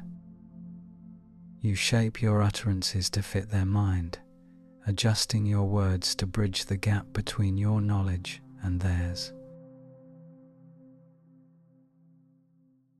This is extraordinarily cognitively demanding. This is, arguably, the most sophisticated mind reading that any species performs. And it rests on foundations that fire may have helped to build. The fire burns low now, the flames smaller, the circle of light contracting. Around you, others are settling into sleep, their eyes closing, their breath deepening. The dance of gazes slows as consciousness fades. But even in the dimming light, you can still see eyes, the flash of reflected flame in sclera, the movement of irises tracking the last flickers of the fire. You are surrounded by minds, even now, even on the edge of sleep. Rest, then. Let your eyes close. Let the gazes around you fade into darkness. Tomorrow, when the sun rises, the dance will begin again, the shared attention, the readable eyes, the constant silent communication that fire made possible and language inherited. For now, just breathe. Just rest. Just let the warmth of the fire carry you toward dreams. There is a bone in your throat that no chimpanzee has ever properly used for speech. It is called the hyoid, a small horseshoe-shaped structure that floats freely in your neck, anchored only by muscles and ligaments, connected to nothing but the soft tissues that control your tongue and larynx. It is fragile, easily broken, rarely preserved in the fossil record, and it holds one of the most important clues to the evolution of human language. The hyoid is the anchor point for speech. Without it, you could not shape the sounds that make language possible, could not raise and lower your larynx, could not control the precise movements of your tongue, could not produce the full range of vowels and consonants that distinguish human speech from animal calls. Chimpanzees have hyoid bones too, but they are shaped differently, thinner, more angled, positioned higher in the throat. The chimp hyoid cannot support the kind of muscular control that human speech requires. Even if a chimpanzee somehow acquired the cognitive capacity for language, its throat would not cooperate. The hardware is wrong. But somewhere in the long descent from our common ancestor, the human hyoid changed shape. It descended lower in the throat. It thickened, strengthened, repositioned itself to anchor the muscles that would eventually produce speech. And this change, this subtle anatomical shift, may have been driven, at least in part, by fire. Let us think about what happens to the throat when you cook your food. When you eat raw food, tough plants, uncooked meat, you need powerful jaw muscles to chew. These muscles attach to the skull and exert tremendous force, closing the jaw with enough pressure to grind through resistant fibers. The muscles themselves are large, bulky, occupying significant space in the head and neck. But cooking softens food. Cooking pre-digests, breaks down cell walls, makes chewing easier. And when chewing becomes easier, the jaw muscles can shrink. This is exactly what we see in the fossil record. As hominids adopted cooked diets, their jaw muscles decreased in size and power. Their faces became flatter, their skulls more gracile. The massive muscle attachments of earlier species gave way to the relatively delicate architecture of modern human heads. And as the jaw muscles shrank, space opened up.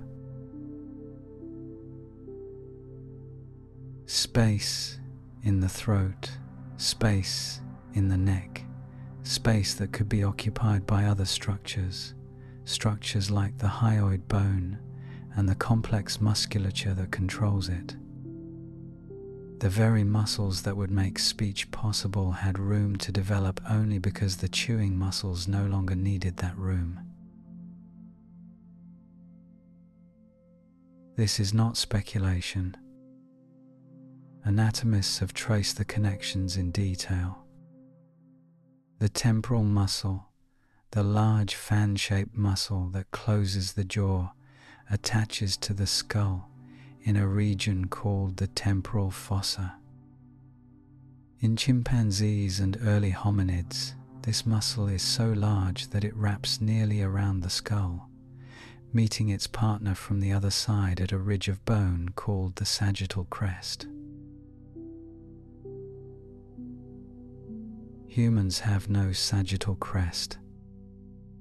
Our temporal muscles are small enough that they don't need one. They attach to the sides of the skull without extending to the top.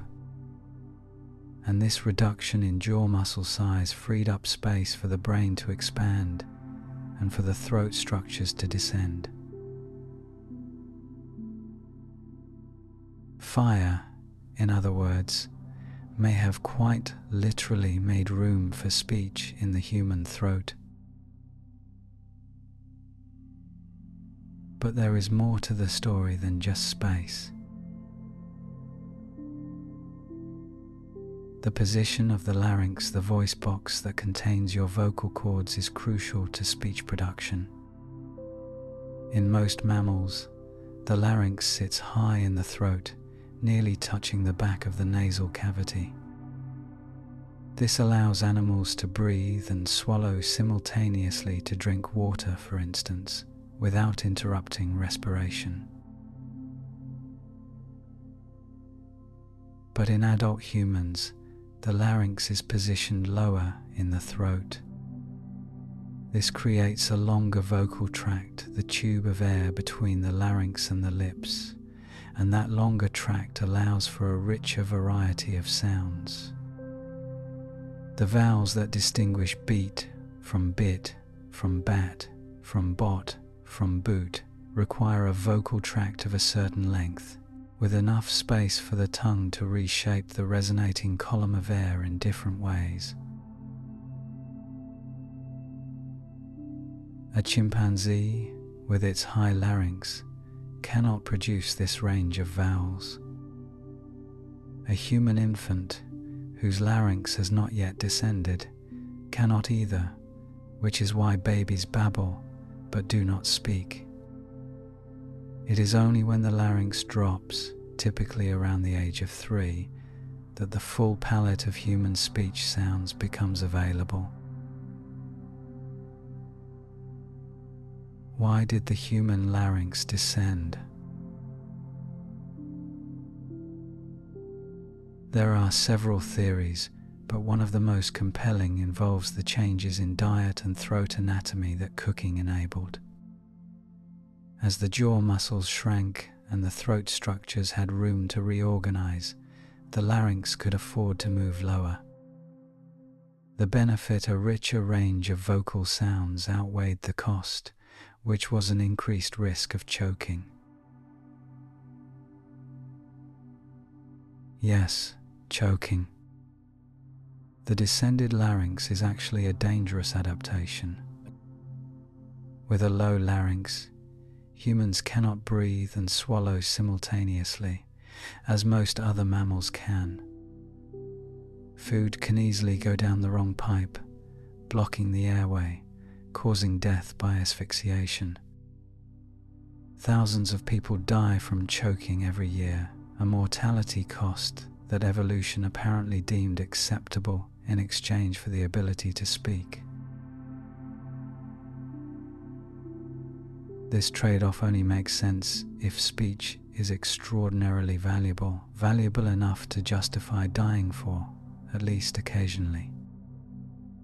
And speech is only valuable if there is something worth saying, if communication provides benefits that outweigh its anatomical costs. Fire provided those benefits.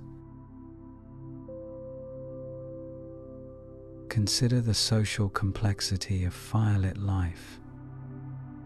The extended evenings of group interaction, the coordination of cooking and fuel gathering, the sharing of food and division of labor that fire enabled. All of this created pressure for better communication, for more nuanced language, for a richer repertoire of sounds and meanings. The individuals who could speak more clearly, who could produce a wider range of sounds, who could communicate more effectively, these individuals would have thrived in the firelit world.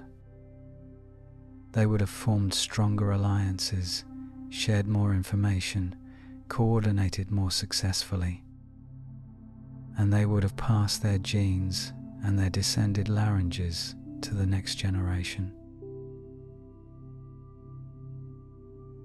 Return now to your ancestral fire, where voices are beginning to emerge from the darkness of animal communication into the light of proto-language. Listen to the sounds around you.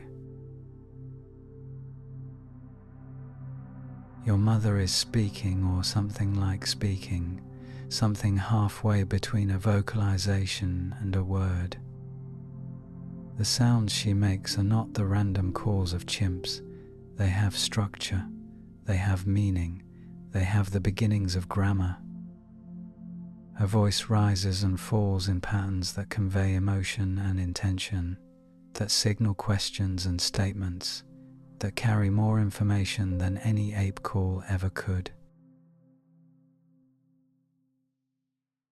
And these sounds are possible because of her throat, the descended larynx, the repositioned hyoid, the muscular architecture that fire and cooking help to shape. Now touch your own throat. Place your fingers on the front of your neck. Feel the cartilage of your larynx, the gentle pulse of blood in the arteries beside it. Swallow and feel everything move, the complex orchestration of muscles that allow you to eat without choking most of the time. This throat is a speaker's throat. It is optimized for sound production, for the subtle shaping of air into language, for communication rather than mere survival. It is, in a very real sense, a throat that fire built. 小于井号2，无井号大于. The hyoid bone floats there, invisible, unfelt, doing its quiet work of anchoring the muscles that let you speak. When you die, if you are lucky enough to be preserved for future archaeologists, that little horseshoe of bone may be all that remains of your voice, a silent testament to the millions of years of evolution that shaped the human capacity for language. We have found Neanderthal hyoid bones that look essentially identical to modern human hyoids. This suggests that our close cousins who also used fire, who also cooked their food, may have had the anatomical capacity for speech as well. Whether they actually spoke in the full linguistic sense remains debated. But the hardware was there. The bones were in place. Fire may have shaped their throats just as it shaped ours, preparing the anatomical groundwork for language even before language fully emerged. The flames flicker lower now, casting less light, drawing the circle of visibility smaller. Voices around you have quieted as sleep approaches. But even in the growing silence, you can still make sounds, soft hums, gentle murmurs, the sonic equivalent of a hand on a shoulder, a comfort in the dark.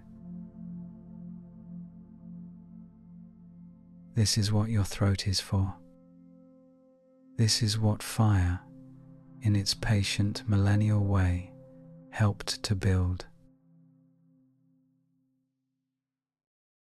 Sleep comes, heavy and warm, pulling you down into dreams where there are no words, only images, only emotions, only the ancient pre-linguistic experience that still forms the foundation of your sleeping mind.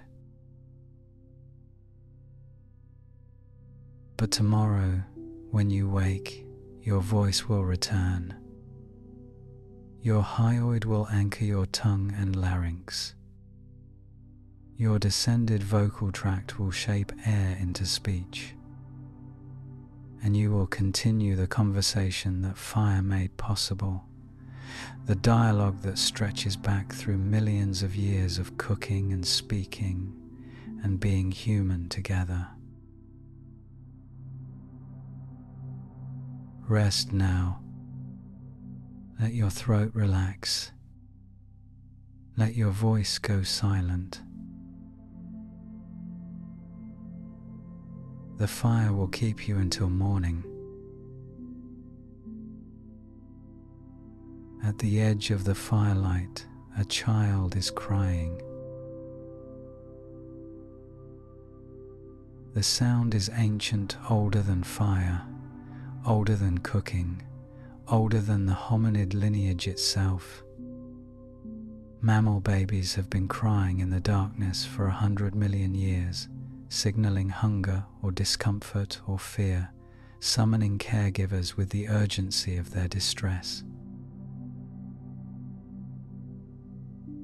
But this child's cry is different.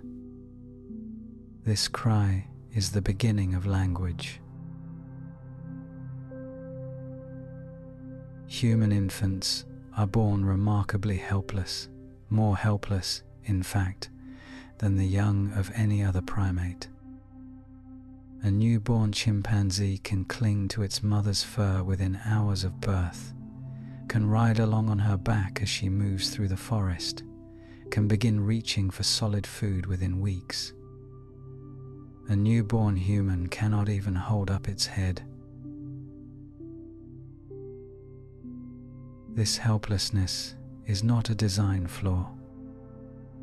It is a consequence of the same evolutionary bargain that gave us fire and cooking and language. Here is the problem. Human brains are too big to be born. Or rather, fully developed human brains are too big to fit through the human pelvis, which itself is constrained by the demands of upright walking. If human infants were born with brains as developed as those of other primates, relative to adult brain size, they would be stuck, literally wedged in the birth canal, fatal to both mother and child. Evolution's solution was to give birth early.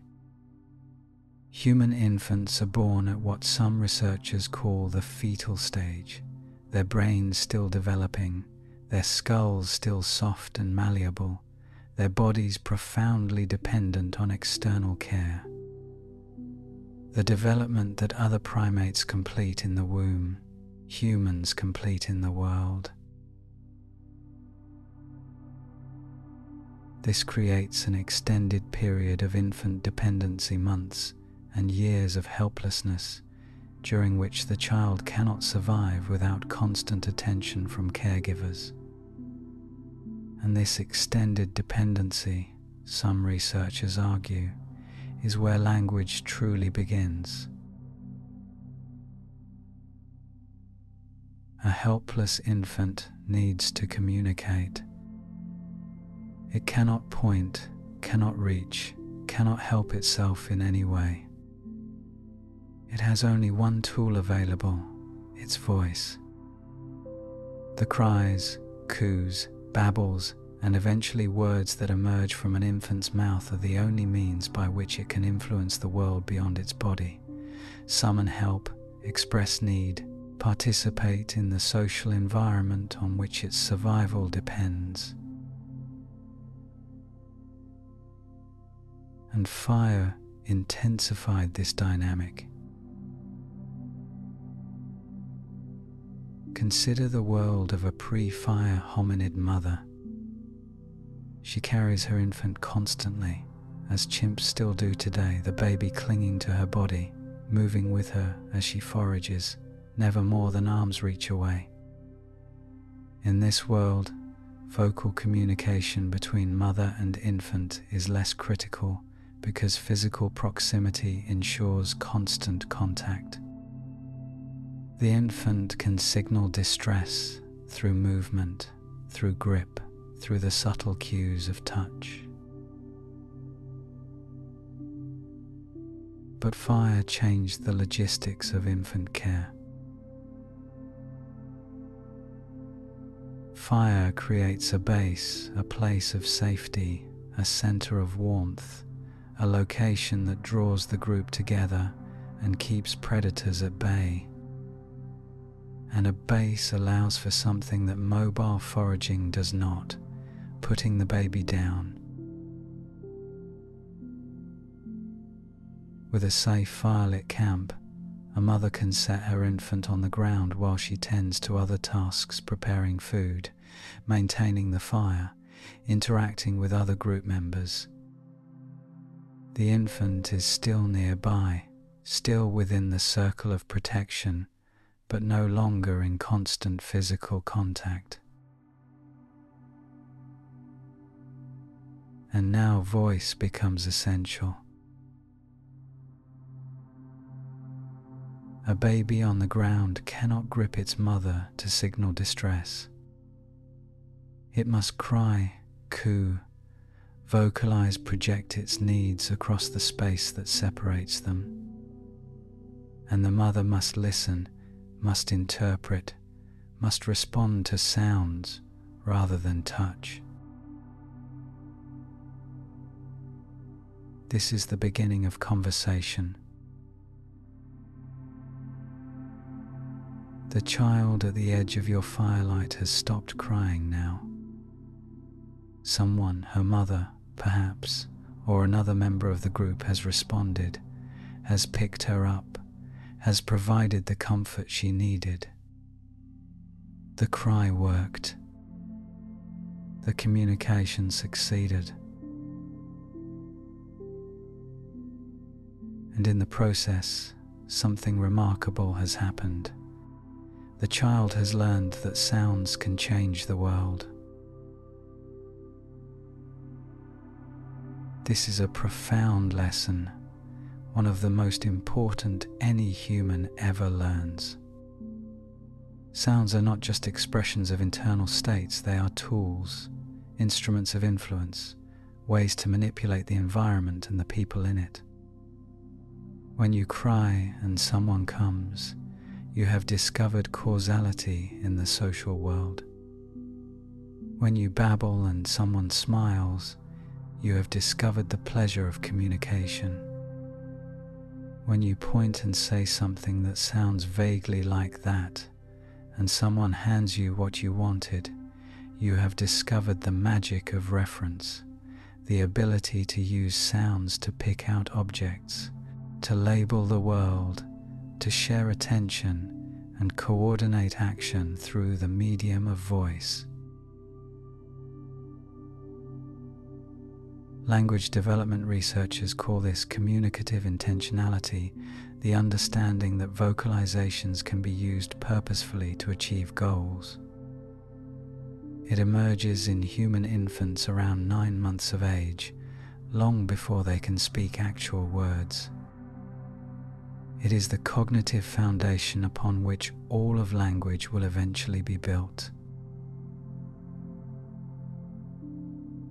And it is taught, in large part, by the back and forth of infant-caregiver interaction, the call and response of cries and comfort, the proto-conversations of coos and smiles, the endless vocal play that fills the hours between feeding and sleeping. Fire extended and intensified these interactions. In the dark hours after sunset, there was time that would otherwise have been lost to sleep or danger, time that fire created and filled with social possibility. Mothers and infants could interact, could babble back and forth, could practice the rhythms of turn-taking that would one day become the rhythms of conversation. Linguists have noted that human conversation has a remarkably consistent turn-taking structure. When one person finishes speaking, there is typically a gap of about 200 milliseconds before the other person begins, just long enough to signal the end of a turn, not long enough for awkward silence. This timing is nearly universal across cultures and languages, suggesting it is deeply rooted in human biology. But where did this timing come from? Some researchers believe it comes from infancy, from the proto-conversations between babies and caregivers, the exchanges of coos and gurgles and responses that teach human infants, from the earliest weeks of life, how conversational timing works. And these proto-conversations would have been particularly rich in the firelit world, where mothers had time and light and safety for extended interaction with their infants, where the vocal back and forth could continue for hours, rather than the interrupted moments that a mobile foraging lifestyle would allow.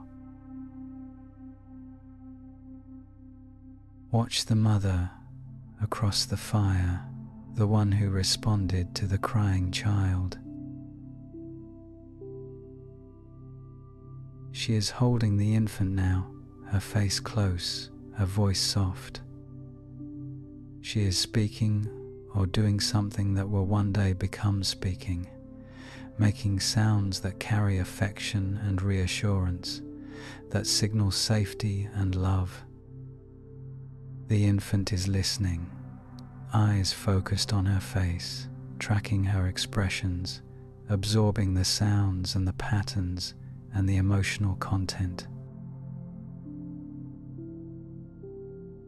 This is what linguists call infant-directed speech, or more affectionately, motherese, the distinctive way adults speak to babies, with exaggerated pitch contours, simplified vocabulary, repeated phrases, heightened emotional expression.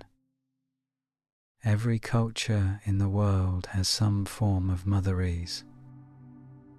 It appears to be universal, a human universal, something we cannot help but do when we address the very young.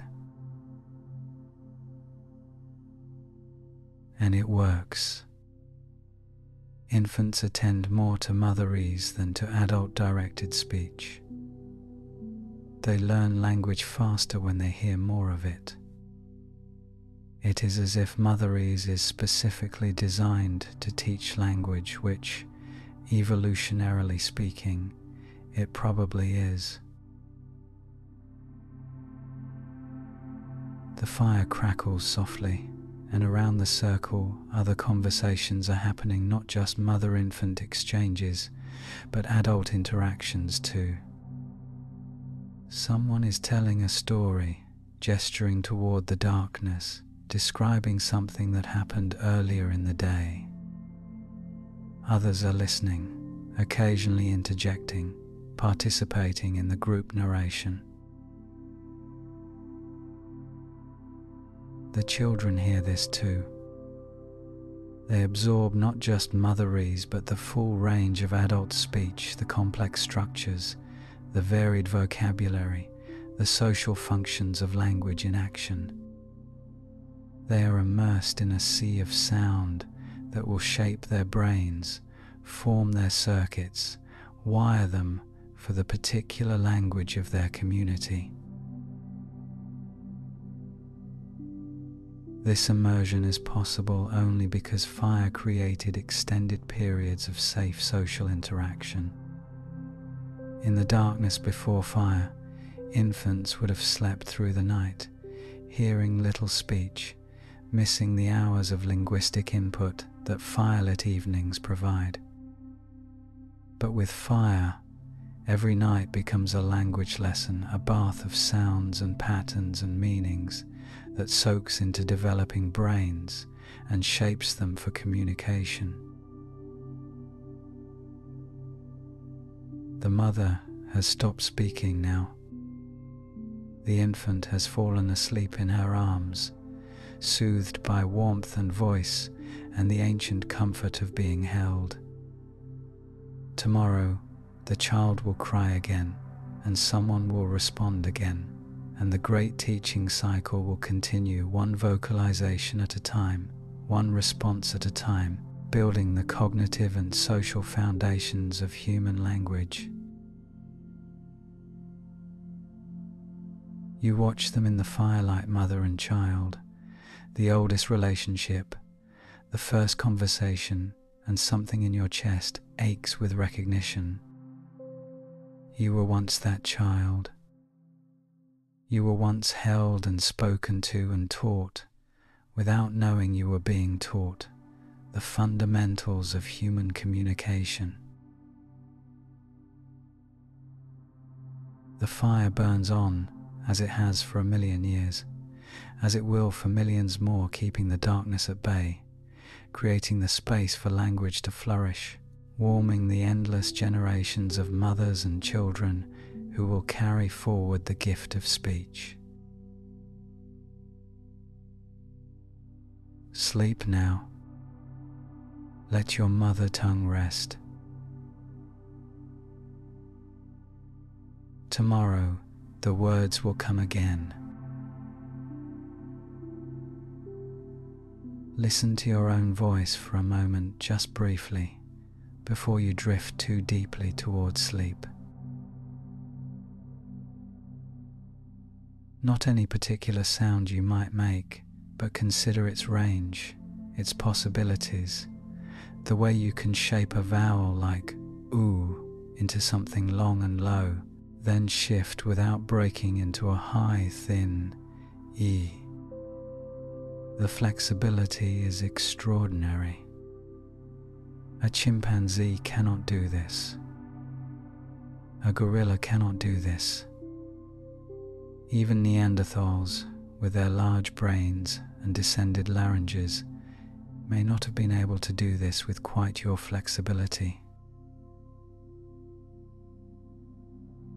Modern humans have a vocal range that is virtually unmatched among mammals, wider than any other primate, more varied than almost any species on Earth. We can produce sounds at frequencies that stretch from below 100 Hz to well over 10,000, covering more than 4 octaves, a range that allows for the full complexity of human language and music alike. Why do we have this range? Where did it come from? One answer lies in a phenomenon anthropologists have dubbed the campfire effect, the ways that firelit social environments may have shaped the evolution of the human vocal tract itself. Here is the basic observation. Around a campfire, especially at night, there is acoustic pressure to produce sounds that carry over low-level background noise, the crackling of flames, the soft sounds of movement, the murmurs of conversation. But there is also a different kind of pressure, the need to modulate volume for intimate social interaction in a confined space. You need to be able to whisper, to speak softly, to produce sounds that travel just a few feet rather than carry across a clearing. This requires vocal control, the ability to precisely modulate air pressure, vocal cord tension, and the shape of the vocal tract to produce sounds at different volumes and with different qualities. And this control may have been selected for, generation after generation, in the firelit circles where your ancestors spent their nights. But there is something else, something deeper and more surprising about the campfire effect. Anthropologist Polymath, who we mentioned earlier for her work on firelit conversation, also documented something fascinating about how storytelling shifts from day to night in traditional hunter-gatherer societies.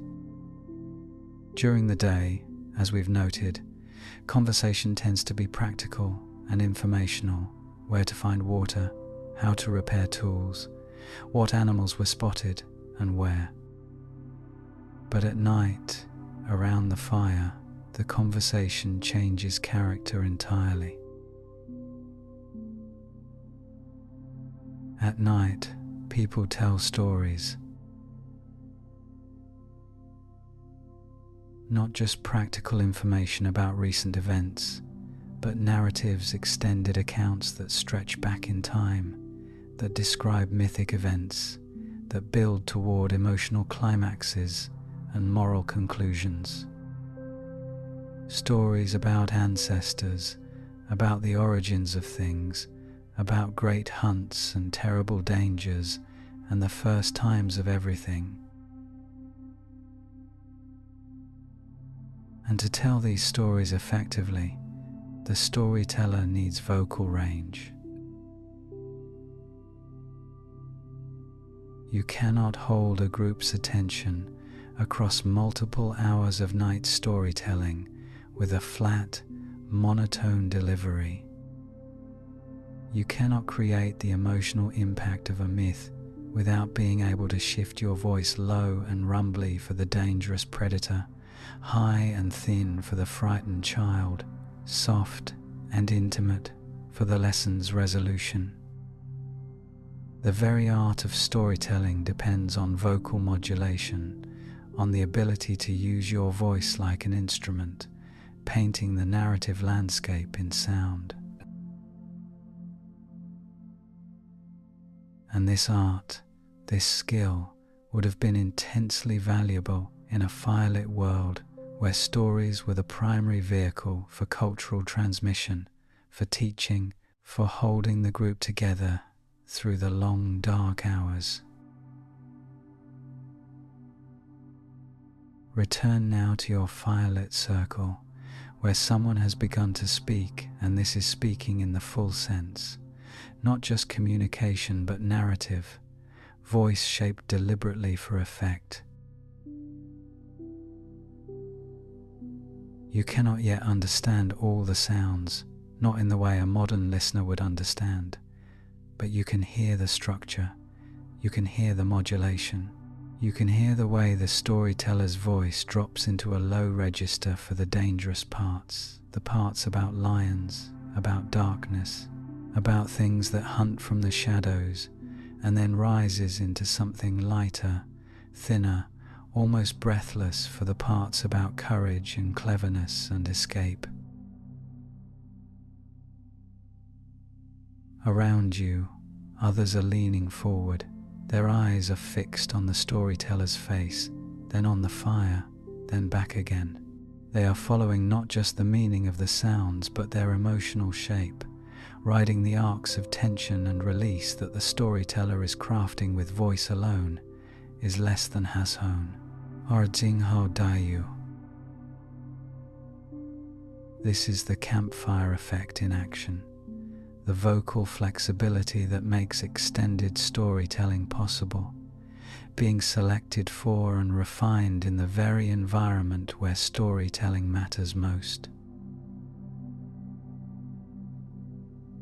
But there is another dimension to this that we need to consider, something more technical, but equally crucial to the evolution of language. Language researchers have long noted that human speech has a peculiar rhythmic property, roughly 3 to 5 syllables per second, with small variations across languages and speakers, but a remarkable consistency overall. This tempo, this rhythmic structure, is part of what makes speech comprehensible. If you speak too slowly, listeners lose the thread. If you speak too quickly, the auditory system cannot process the sounds. Speech works within a narrow band of tempo, and this band may be related to the timing of our cognitive processing machinery itself. And where did this tempo come from? Some researchers believe it came, at least in part, from the rhythmic qualities of firelit environments, the crackling that provides a natural metronome, the background flicker that paces breathing and attention, the way that firelight naturally seems to invite a certain cadence of speech and movement. This may seem speculative, but consider the phenomenon from a developmental perspective. Human infants, from their earliest weeks, show a remarkable sensitivity to rhythmic patterns. They respond to speech rhythm even before they can distinguish individual speech sounds. Their developing brains are tuned to temporal patterns in ways that may reflect the ancient acoustic environments in which our species evolved its capacity for language. And the firelit circle, with its consistent crackling, its predictable flicker, its steady cadence of light and sound, would have been the perfect training ground for this rhythmic sensitivity, a natural classroom for learning the temporal structure that human speech would eventually require. There is also the matter of audience size. Before fire, your ancestors' audiences were limited, perhaps 1 or 2 individuals at most, the ones close enough to hear and see in the poor light of day or the near darkness of dusk. But a fire creates a well-lit space where a dozen people or more can sit together, all within view of each other, all within earshot of a single speaker. This changes the economics of speech completely. Instead of communicating one-to-one, or occasionally one-to-few, you can suddenly communicate one-to-many. A single storyteller can hold the attention of an entire group, transmitting information to everyone simultaneously, creating a shared mental framework that no primate has ever achieved. And one-to-many communication creates pressure for vocal clarity, for volume control, for the kind of precise articulation that allows your sounds to reach everyone in the circle without straining your voice, without being too loud for those closest, without losing the nuance that makes meaning possible. The storyteller across from you is doing this now, shaping his voice to the space, projecting enough to reach the farthest listeners, but modulated enough not to overwhelm those near him. It is a skill that takes years to develop, and he has been practicing for years, night after night, fire after fire, story after story. Your own vocal apparatus is learning from this, even in your sleep. The neurons that control your larynx, your tongue, your lips, are wiring themselves to the patterns of speech they hear around you. The muscles that shape sound are strengthening and refining, each night of listening contributing to the vocal flexibility that will one day let you speak as fluently as anyone in your group.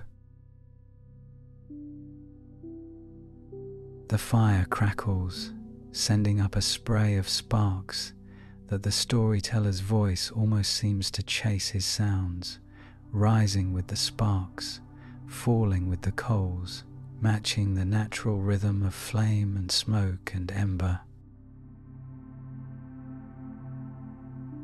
This is not coincidence. This is the campfire effect in its deepest form. The human voice evolving to match the acoustic environment of fire, the rhythmic properties of speech emerging from the crackling background, the very structure of language being shaped by the long hours of firelit narration. Your eyelids are heavy now. The storyteller's voice is blending with the fire sounds, the words melting into the crackling, the narrative softening at its edges as sleep approaches. But before you drift off completely, register this. Your voice exists because fire needed storytellers. Your vocal range exists because firelit circles created the pressure for vocal artistry. The very instrument that will one day let you speak, to argue, to whisper, to tell your own stories, that instrument was tuned by fire, night after night after night, across the long expanse of human prehistory. Sleep now. Let your voice rest. Let the fire continue its work of shaping what it means to speak, to be human, to carry the ancient gift of language forward into the future that is even now waiting to be born. Imagine, for a moment, that you could record sound from 2 million years ago and play it back. What would you hear? The landscape itself would be strange, different birds, different insects, the distant calls of mammals that have no modern name. But the strangest sounds might come from a group of hominids gathered somewhere in the East African Rift Valley, near the edge of a lake that no longer exists, under a sky slightly different from ours. They would make sounds, those ancestors of ours. They would vocalize, they would communicate emotion, intention, perhaps information, but would they speak? The answer depends on what you mean by speak. If you mean full modern language grammar, syntax, the 6,500 word vocabularies that characterize human speech today, then probably not. That level of linguistic complexity took millions of years to evolve, and we are still only at the beginning of that story. But if you mean something in between, the kind of proto-language that sits on the evolutionary boundary between animal calls and true speech, then the answer becomes more interesting. What did those first words sound like? Linguists and anthropologists have spent decades trying to reconstruct the speech of our ancestors, and their conclusions paint a picture of something that was neither fully animal nor fully human, but exactly what you might expect from a creature perched on the edge of language, using fire to cook its thoughts into being. Let us start with the most obvious observation. Early hominid speech probably sounded simpler than modern speech. Fewer distinct sounds, less complex combinations, more reliance on gesture and context to carry meaning. The vocal apparatus we discussed earlier, the descended larynx, the repositioned hyoid, would have been present in Homo erectus, the first species that clearly mastered fire in a systematic way. The anatomy was there, the hardware was ready, but software takes longer to evolve than hardware, and early hominids may not have been using their vocal tracts to their full capacity. Their words might have been short, perhaps mostly one syllable, rarely two. Consonant-vowel combinations like ma, ta, ka, ba, simple to articulate, easy to distinguish, capable of being combined in small ways to express basic meaning. Meaning itself would have been concrete and immediate. Words for things that could be pointed at, demonstrated, directly experienced: food, fire, danger, specific animals, specific locations in the landscape. Abstract words like maybe, or because, or next year would have been far in the future, requiring levels of cognitive complexity that your ancestors had not yet achieved. But even within these limitations, even with simple words for concrete things, something revolutionary was happening. Because once you have a word for something, once you can make a sound that refers to an object, an action, a quality, you have crossed the threshold into true language. You have created a symbol, an arbitrary marker that carries meaning separate from the thing itself. This is the fundamental leap that no other species has ever made in the wild. Consider what this means in practice, in your ancestral firelit circle. Someone across the fire makes a sound. Let us transcribe it loosely as ka, though the actual sound would have been shaped by a phonology we can only guess at. Ka, repeated with slight variations, while gesturing toward the coals where food is cooking. The sound itself is arbitrary. There is nothing about the vocalization ka that inherently means hot coals or cooking food or be careful. The connection is entirely conventional, a shared agreement among members of your group that this sound, in this context, carries this meaning. But that shared agreement is everything. That conventionality is the foundation of all language.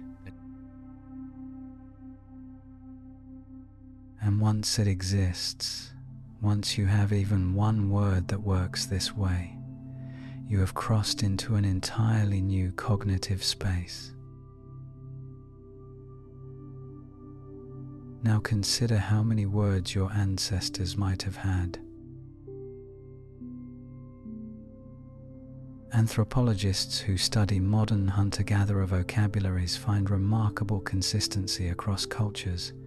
Even the smallest, most isolated human groups typically have vocabularies of at least a few thousand words. This seems to be a baseline for functional human language. Below this number, communication becomes strained, ambiguous, difficult. Your ancestors, 2 million years ago, would not have reached this baseline. Their vocabularies were likely smaller, perhaps a few hundred words at most, concentrated on the most important concepts of their daily lives: food, fire, predators, kinship words, basic action words, basic descriptors. But even a few hundred words is an extraordinary cognitive achievement, and one that would have required fire to make possible. Why fire? Because words require time to teach. Words require generations of consistent usage to become truly conventional, to become embedded in a group's shared understanding. Words require the extended social interaction that only fire could provide, during hours when other species were asleep or dispersed or simply unable to communicate effectively. The firelit circle was the classroom of early language, a space where the same sounds could be used, night after night, in the same contexts, to refer to the same things, until the connection between sound and meaning became solid, became shared, became something that every member of the group could understand and use. But there is something deeper to consider about those first words, something that brings us back to the fundamental nature of language itself. Linguist Noam Chomsky famously proposed that human language has a property called discrete infinity, the ability to combine a finite set of elements, words, according to grammatical rules, to produce an infinite variety of expressions, each one potentially new to the world. This property is unique to human language, unique in the biological world, and perhaps the most remarkable cognitive capacity our species possesses. But this capacity did not appear overnight. It evolved in stages. The first stage was likely what researchers call proto-language, a communication system with words, perhaps with some simple rules for combining them, but without the full complexity of syntax and grammar that modern languages possess. And proto-language would have been perfectly adequate for the kinds of communication your ancestors needed most. They could label objects. They could describe simple actions. They could communicate about things that were present in their environment, things they could point to, things that everyone present could see and understand the reference. This is called here and now language. Language that is anchored to immediate context, to the visible environment, to the shared present moment of speaker and listener. And it is probably exactly what early hominid speech looked like. Picture it, a firelit night, your ancestral group gathered around the flames.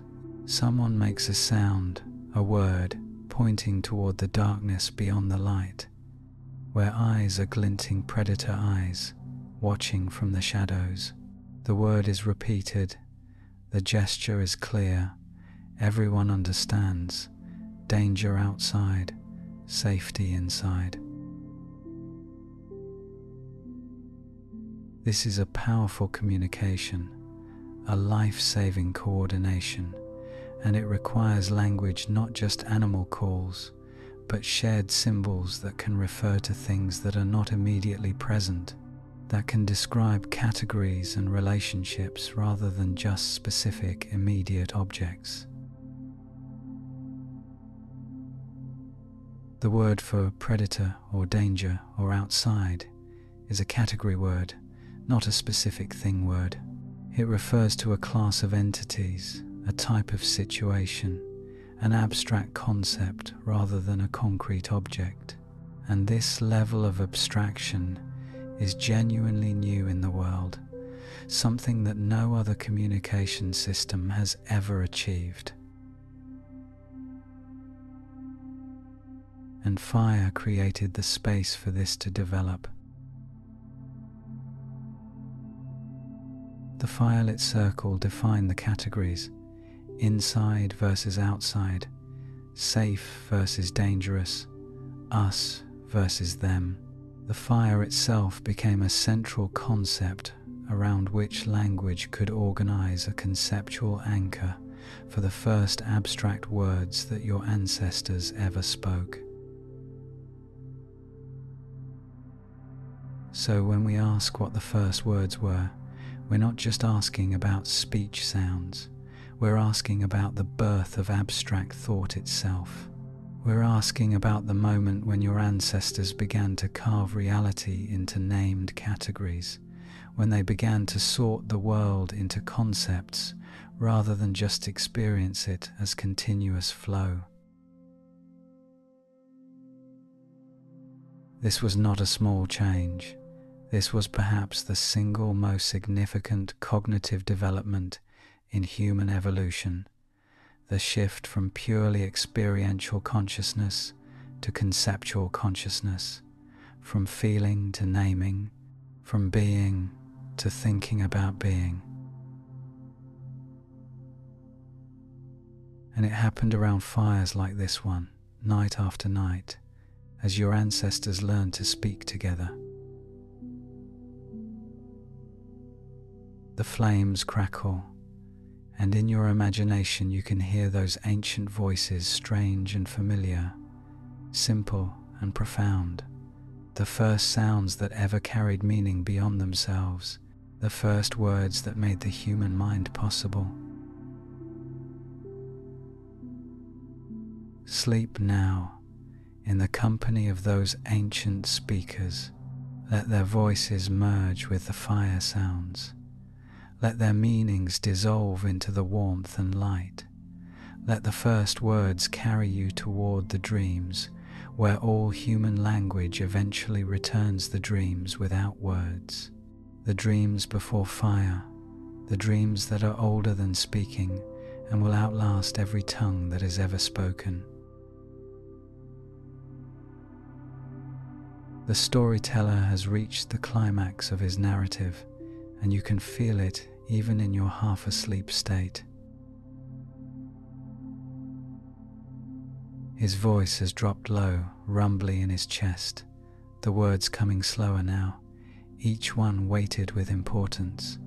Around the circle, listeners are motionless, eyes fixed on his face, then the fire, then each other, tracking the emotional arc of the story together.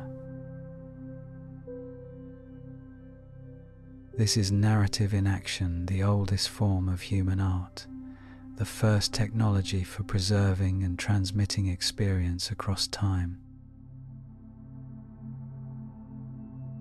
And it is happening here, in this fire-lit circle, because fire created the conditions where narrative could evolve. Let us think about what narrative actually requires at a cognitive level, and why fire was essential to its emergence. A story has structure. This is fundamental to what stories are and how they work.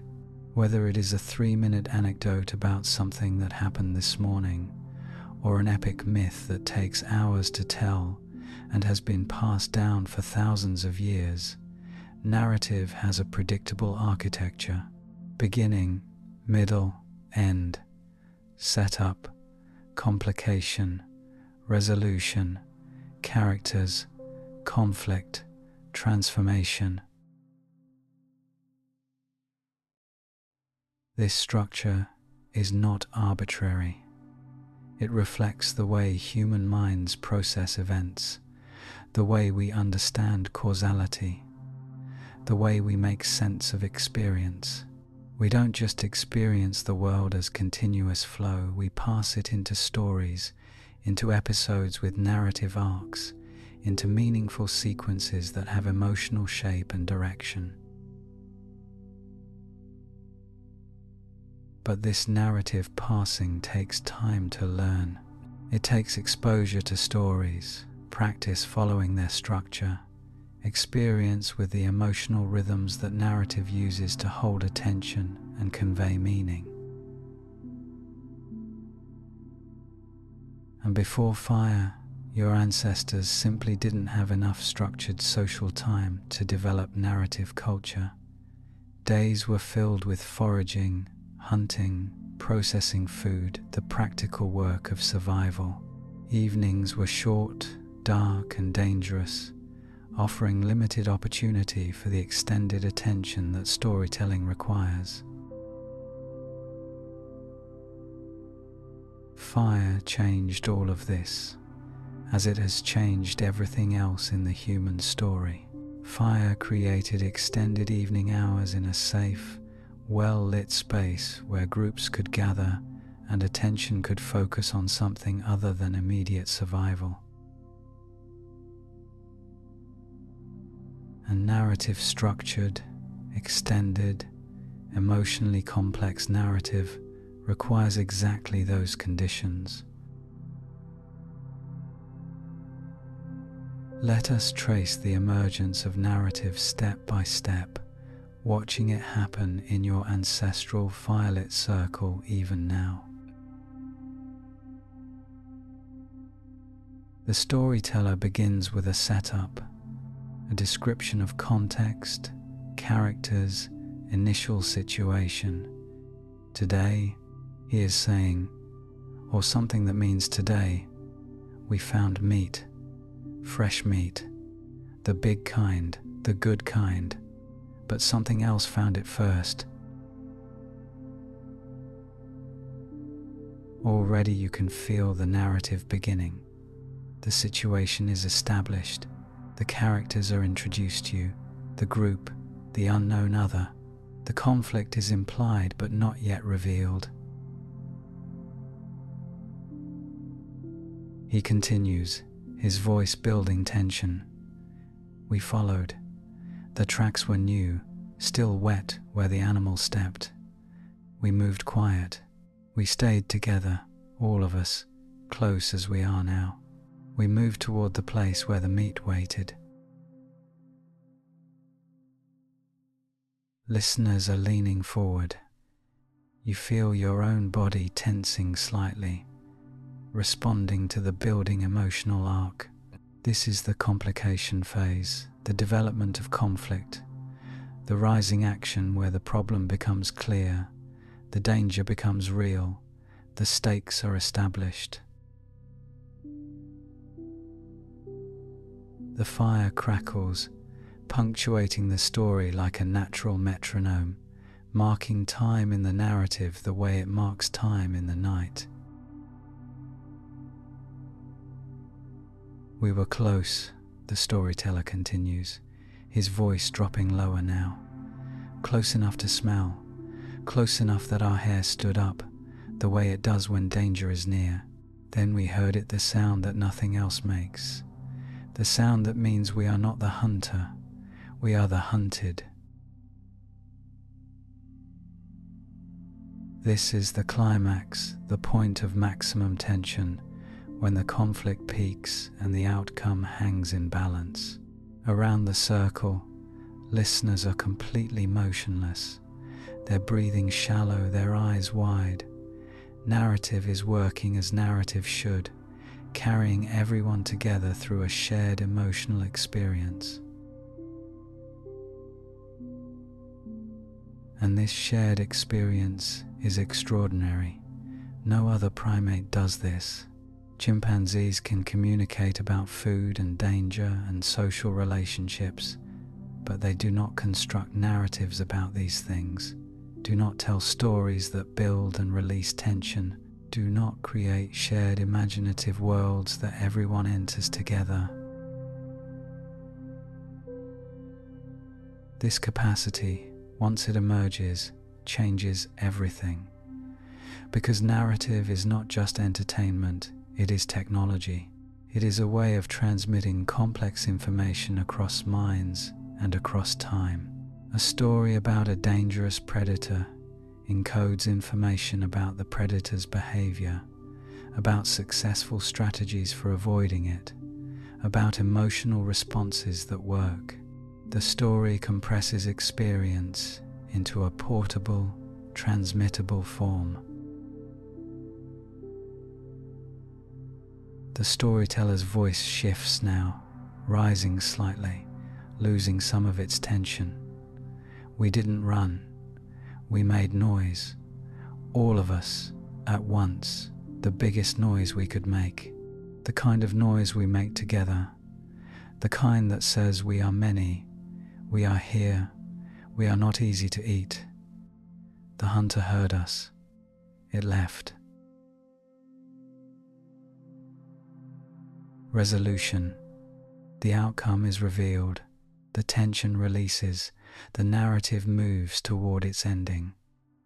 Listeners around you relax, their breathing deepening, their postures softening. They have been guided through an emotional journey, and now they can settle again. But notice what has happened. Information has been transmitted. A strategy has been shared. A piece of cultural knowledge has been added to the group's collective understanding. Everyone who heard this story now knows something they didn't know before, something that might keep them alive in the future. This is the power of narrative, and this power would have been intensely valuable in a world where survival required every possible advantage. The groups that could tell stories, that could transmit complex information across minds, would have had better strategies, better coordination, better chances of surviving and reproducing. And fire created the space for narrative to flourish, the time, the light, the safety, the shared attention that storytelling requires. But narrative does something else too, something deeper and more fundamental to the evolution of language itself. Stories require grammar. You cannot tell a coherent narrative without the ability to connect events in time, to express cause and effect, to structure clauses and sentences in ways that make their relationships clear. We found meat is different from we lost meat. The predator heard us is different from we heard the predator. The order of words matters. The relationships between phrases matters. The structure of the utterance matters. And this means that narrative creates selection pressure for grammatical complexity, for the kind of syntax that allows sophisticated reference, embedding, subordination, the need to tell better stories, to communicate more complex narratives, would have pushed your ancestors' language slowly but inexorably toward the full grammatical complexity that modern humans take for granted. The storyteller is finishing now, his voice quietening as he brings the narrative to its close. The meat was there, the hunter was gone. We carried the meat back, all of us together, and we ate by the fire, like we eat now. We were full, we were safe, we were here. This coda does several things at once. It completes the emotional arc, returns listeners to the present moment, reinforces the group identity, and the phylic context that makes narrative possible. The story has come full circle, ending where it began, but with everything changed by the journey it took. Around the circle, people are settling again. Some add wood to the fire, building it back up. Others tend to children who have drifted towards sleep during the story. The social atmosphere shifts from focused attention back to relaxed community, from narrative absorption back to ordinary interaction. But something has been added to the group, something that will persist long after this night ends. The story is now part of their shared knowledge, part of their cultural inheritance, part of what makes them a group rather than just a collection of individuals. Tomorrow, the story might be told again, perhaps by someone else, perhaps with variations, but the core information preserved. In this way, narrative accumulates across time, building into a body of cultural knowledge that no single mind could generate, but that all minds can carry together. This is the beginning of culture, the beginning of knowledge that transcends individual lifetimes, and it begins around the fire, in the long nights that fire created, through the storytelling that fire made possible. Your eyelids are heavy, the story fading from your mind, even as its emotional effects linger in your body, the relaxation of resolution, the warmth of shared experience. The fire burns on. The narrative has joined the countless other stories that have been told in firelight across the long human prehistory, each one adding to the great growing body of human culture. Sleep now, as the storyteller's voice blends with the fire sounds. Dream in the narrative space that fire created, the space where human imagination first learned to shape events into stories, where language first learned to structure experience into meaning, where your ancestors first became truly human by speaking the world into being. Listen carefully to the story still echoing in your mind, even as you drift towards sleep. Notice something remarkable. You can remember it. You can hold the beginning, middle, and end in your thoughts simultaneously, can track the relationships between characters, can retain the emotional arc even after the storyteller has fallen silent. This is not a small ability. This is working memory in action, the cognitive system that holds information available for processing, manipulation, and use. And human working memory is extraordinary compared to other primates, allowing us to maintain and manipulate far more complex mental representations than any of our closest relatives can manage. Where did this capacity come from? One answer, increasingly supported by cognitive research, is that firelit environments created the conditions for working memory to expand, and that narrative, made possible by fire, then trained those expanded memory systems to even greater capacity.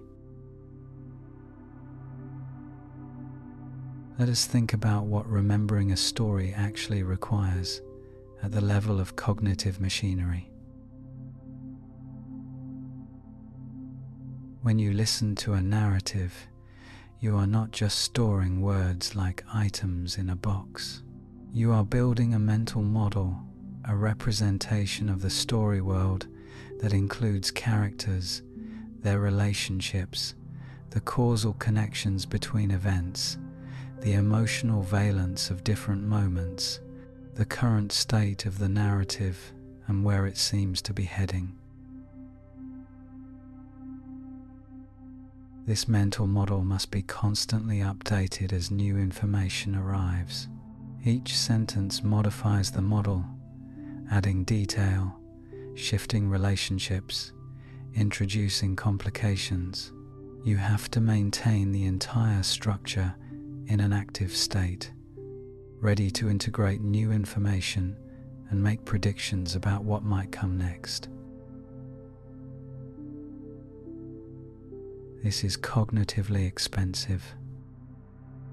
It requires working memory of sufficient capacity to hold multiple elements simultaneously while also processing their relationships. And it requires practice, lots of practice, to become efficient. Fire created the practice time. Fire made narrative possible. Narrative trained the memory system.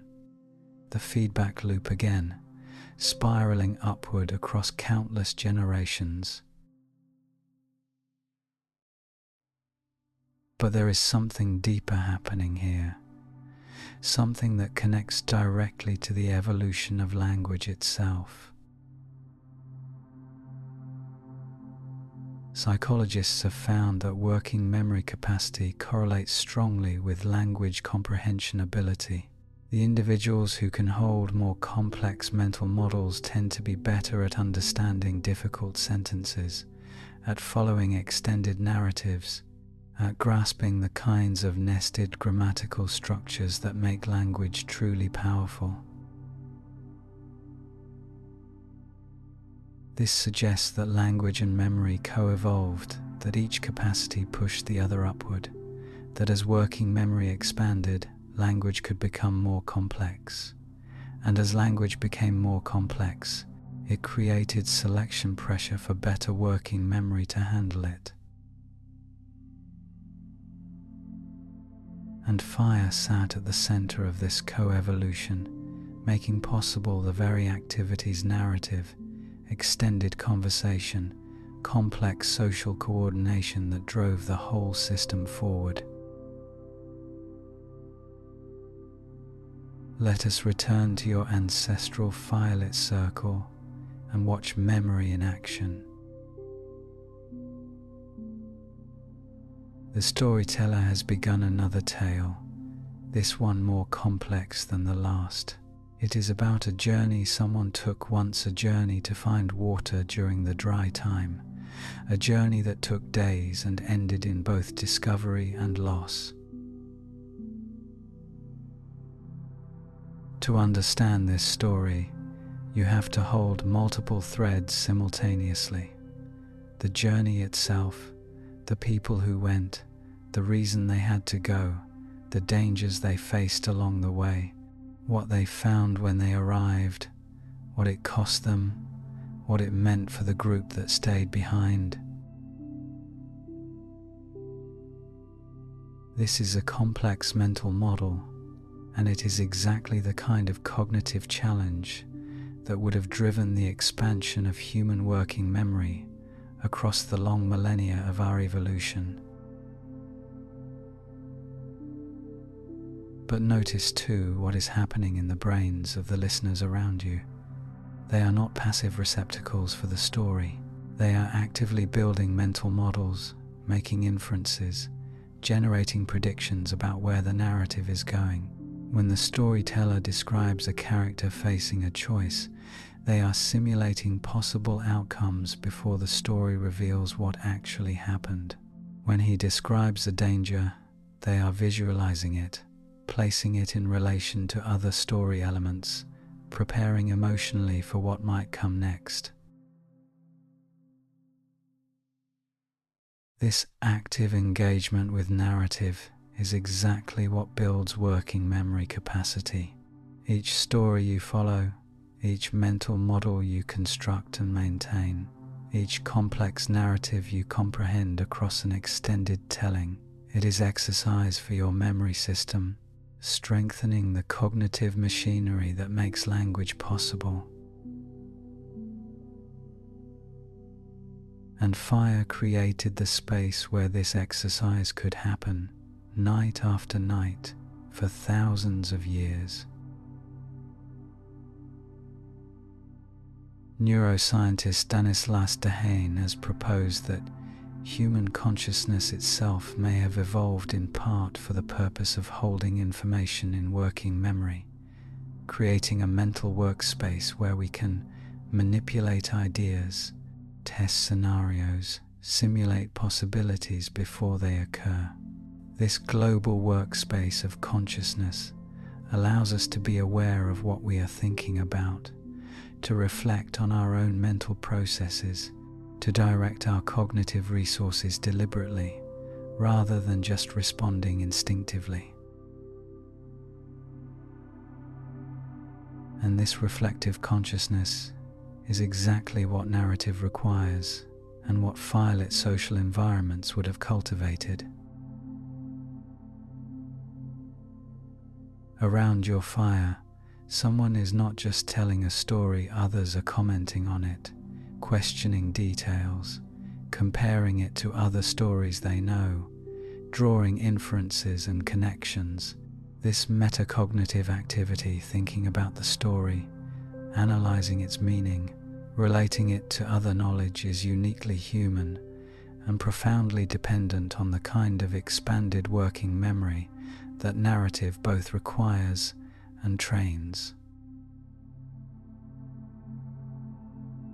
The storyteller is describing the moment when the waterfinders reach their destination, and you can feel the emotional build-up in the group as the narrative approaches its turning point. Everyone is holding their mental model ready, preparing to integrate whatever happens next, their working memory systems fully engaged with the complex representation of the story world. This is a cognitive state that essentially no other species ever achieves: the sustained, focused, mentally active engagement with an extended, constructed narrative. And it is happening here, now, in the firelit circle that fire created and made possible. The flames crackle, and in the dancing light you can see on the faces around you the evidence of mental effort, the focused attention, the emotional engagement, the active processing that indicates working minds at work. These ancestors of yours, sitting in firelight, are building the cognitive architecture that will one day make mathematics possible, that will make science possible, that will make every human achievement that depends on holding complex ideas in mind simultaneously possible. Because language, once it exists, is not just about communication. It is a tool for thought itself, The words and structures that let us share narratives also let us think in ways that would be impossible without them, to categorize, to reason, to manipulate ideas deliberately, to extend our cognition far beyond the limits of bare, unaided intuition. And this linguistic cognition depends entirely on working memory capacity, on the mental workspace, where we can hold multiple concepts in relationship and perform operations on them. The story circle is a memory palace in the most literal sense, a structured environment that trains the very cognitive machinery that makes language and thought both possible. The storyteller has reached his resolution now, and you can feel the mental models around the circle relaxing as the tension releases. The water was found, but the cost was high. The journeyer returned, but the one who led them did not. The group gained knowledge, but lost a member. Narrative balance, as it should be, and every listener has successfully integrated the complex information into their understanding of the world. This integration adds to the collective memory of the group.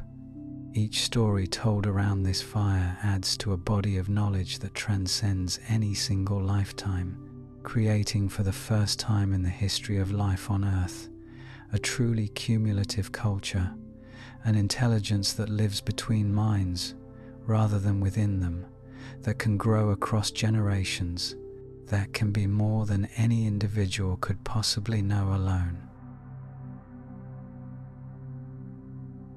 This too is fire's gift, the creation of a space where minds can meet and merge, where knowledge can be shared and preserved, where memory can become cultural rather than just biological. Your eyes are heavy now, the fire sounds blending with your own mental quiet as sleep approaches. The story will continue tomorrow, and other stories, and in the long accumulation of narrative around fires like this one, your ancestors will build the great edifice of human culture that will one day include everything you know, everything your species has ever learned, everything that makes human existence distinct from all other existence on Earth. Sleep now, in the warmth of the memory palace that fire built. Let your own working memory rest. Let the mental models fade as dream approaches. Let the great project of human thought continue in the minds around you and in the minds that will come after you, fire after fire, story after story, across the long expanse of time that language makes navigable together. There is a paradox at the heart of human evolution that we have not yet named directly, though it has underlain everything we have discussed so far. Here is the paradox. Your brain expanded dramatically in size across 2 million years of hominid evolution, but it did not expand primarily to solve physical problems. It did not expand primarily to navigate terrain, to process food more efficiently, to coordinate movement more precisely. Those were important problems, yes, and your ancestors' brains did improve at them, but these improvements do not require the massive neural investment that characterizes modern human cognition. No, the human brain expanded primarily to solve social problems, to navigate minds rather than landscapes, to process relationships rather than food, to coordinate social groups rather than just physical bodies. This is what anthropologists and evolutionary psychologists call the social brain hypothesis, the recognition that the primary cognitive challenges facing your ancestors were not physical but social, and that the massive expansion of the human brain was driven largely by selection for better social cognition. And fire created the conditions that made this expansion possible. Let us explore this carefully, because it connects everything we have discussed into a single coherent picture of how fire made language possible by making the social brain necessary and feasible. First, consider the social complexity of firelit life. Before fire, your ancestors' social groups were limited in size by their ecology. They foraged and hunted as bands, probably 20 to 30 individuals at most, because larger groups require larger ranges and more resources to sustain.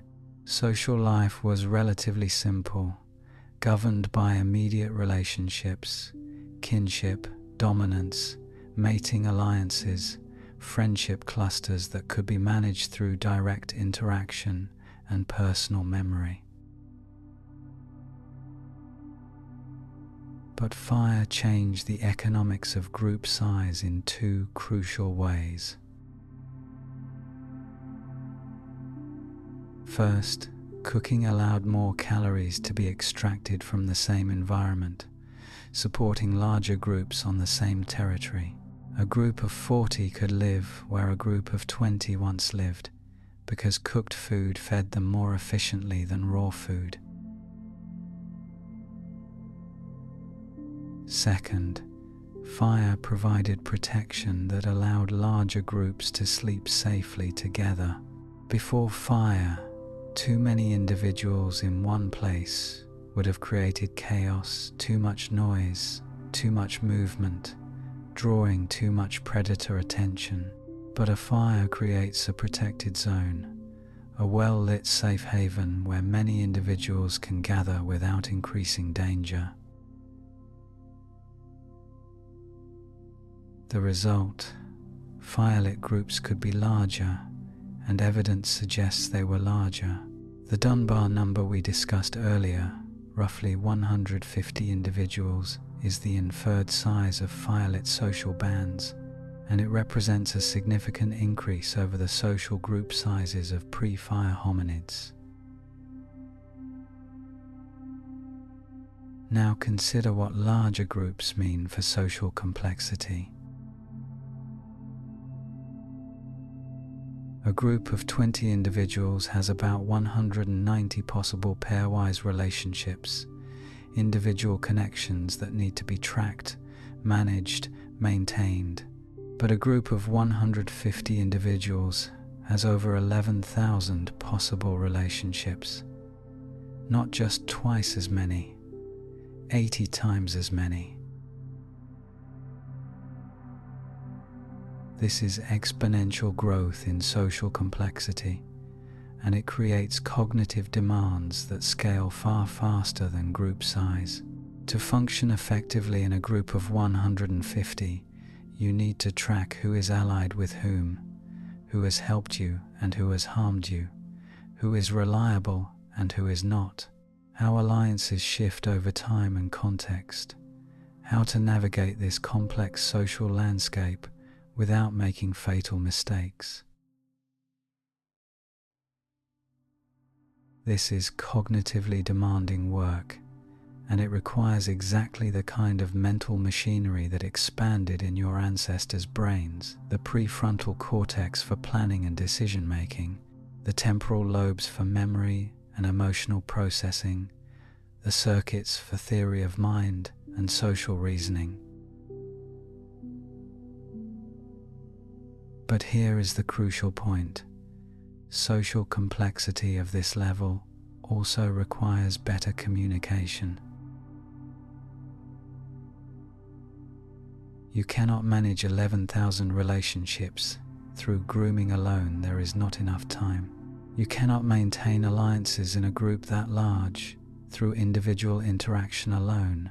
Some connections must be maintained indirectly, through third parties, through reputation and gossip, and shared knowledge. And all of that requires language communication that can refer to absent individuals, that can describe past interactions and predict future ones, that can coordinate social understanding across a whole group rather than just between pairs. The social brain hypothesis and the language hypothesis are not alternative explanations for human evolution. They are two parts of the same explanation.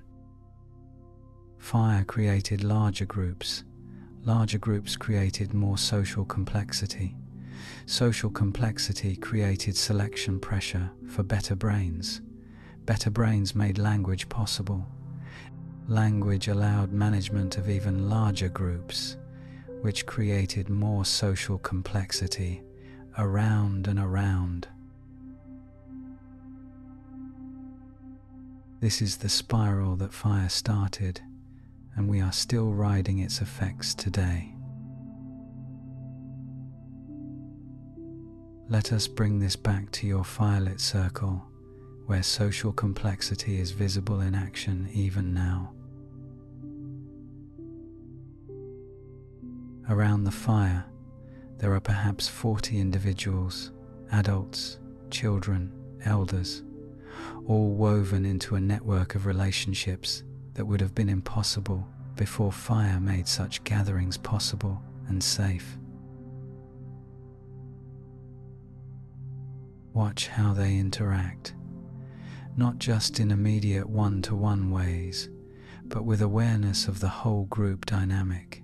Two individuals are arguing quietly, but they are modulating their voices, aware of others trying to sleep. Someone shares food, distributing it not randomly, but with attention to relationships, giving preference to those who have shared with them, to kin, to allies. Children play, but their play is shaped by awareness of group norms, constrained by what the adults will tolerate, influenced by what they observe others doing and being rewarded for. This is sophisticated social behavior, and it requires the kinds of cognitive machinery that only humans possess in any developed form: theory of mind, social reasoning, reputation management, norm internalization, the ability to model how your behavior will affect others' opinions and future interactions. And these cognitive capacities are exactly what makes language possible. Theory of mind, the ability to understand that other beings have mental states different from your own, is fundamental to communication. To speak effectively, you must model what your listener knows and doesn't know, predict how they will interpret your words, adjust your utterance to bridge the gap between your mental state and theirs. This is mind reading in real time, and it is one of the most sophisticated cognitive activities any species performs. Social reasoning, the ability to track relationships, alliances, obligations across a complex network of minds, is equally foundational. Language itself is a social technology, a system for coordinating mental states across a group, and it requires exactly the kind of social cognition that large groups necessitate. Fire created large groups created social complexity. Social complexity drove the evolution of the social brain, and the social brain made language inevitable. The fire crackles, and in the flickering light, you can see the social brain at work in faces around the circle. Someone across the fire makes a joke, a comment about something that happened earlier, delivered with a particular tone that signals humor. Others laugh. The joke teller watches to see who laughs, how they laugh, whether the joke succeeded or failed. This is sophisticated social monitoring, reading emotional responses, evaluating social success, adjusting future behavior based on what this moment reveals. No other primate does this. Chimpanzees play, they display emotions, they have rich social lives, but they do not tell jokes, do not intentionally create humor to influence group emotional states, do not read the room with the nuanced attention to social dynamics that humans display automatically and continuously. This is the social brain in action, and it depends on exactly the cognitive capacities that fire-lit social complexity would have selected for and trained. And notice too that the joke itself, humor, this most human of abilities, depends entirely on language.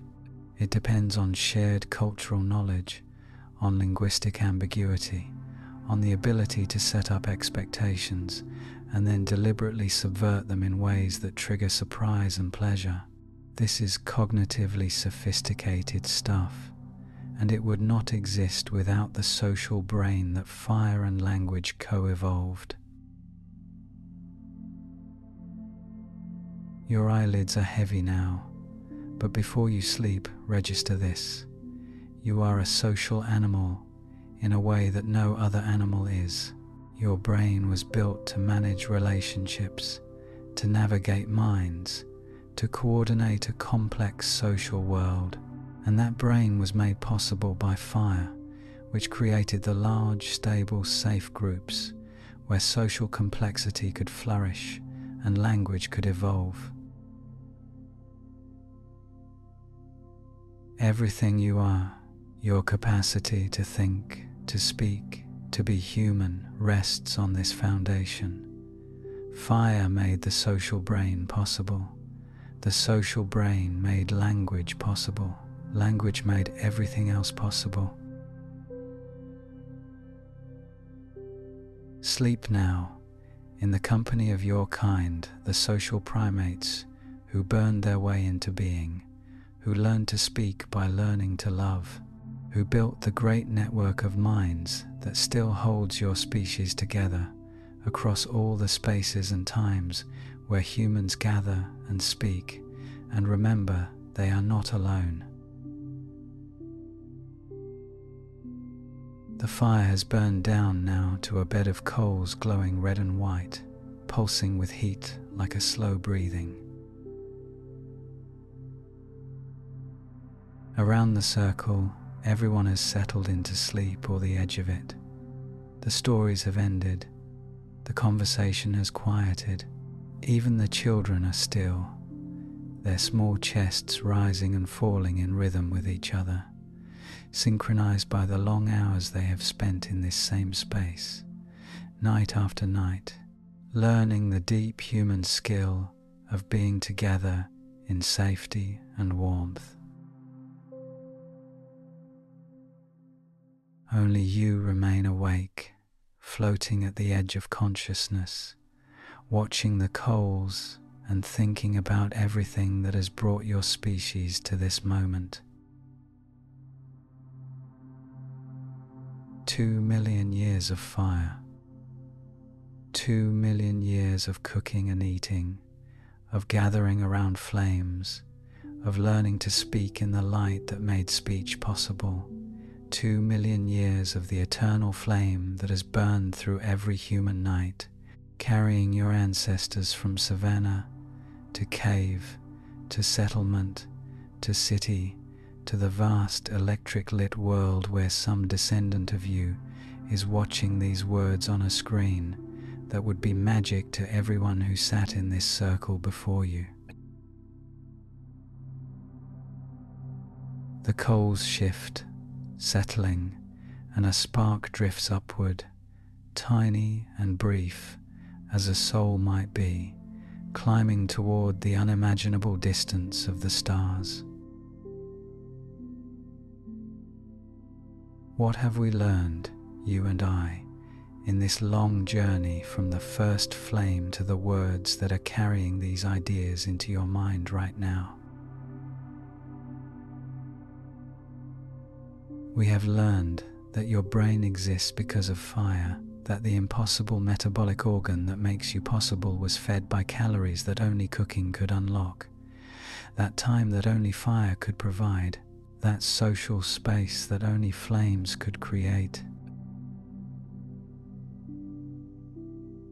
We have learned that your throat was shaped by fire, that the descended larynx, the repositioned hyoid, the vocal tract that makes speech possible were all enabled by a cooked diet that required less chewing and permitted more anatomical space for the sounds that would become words.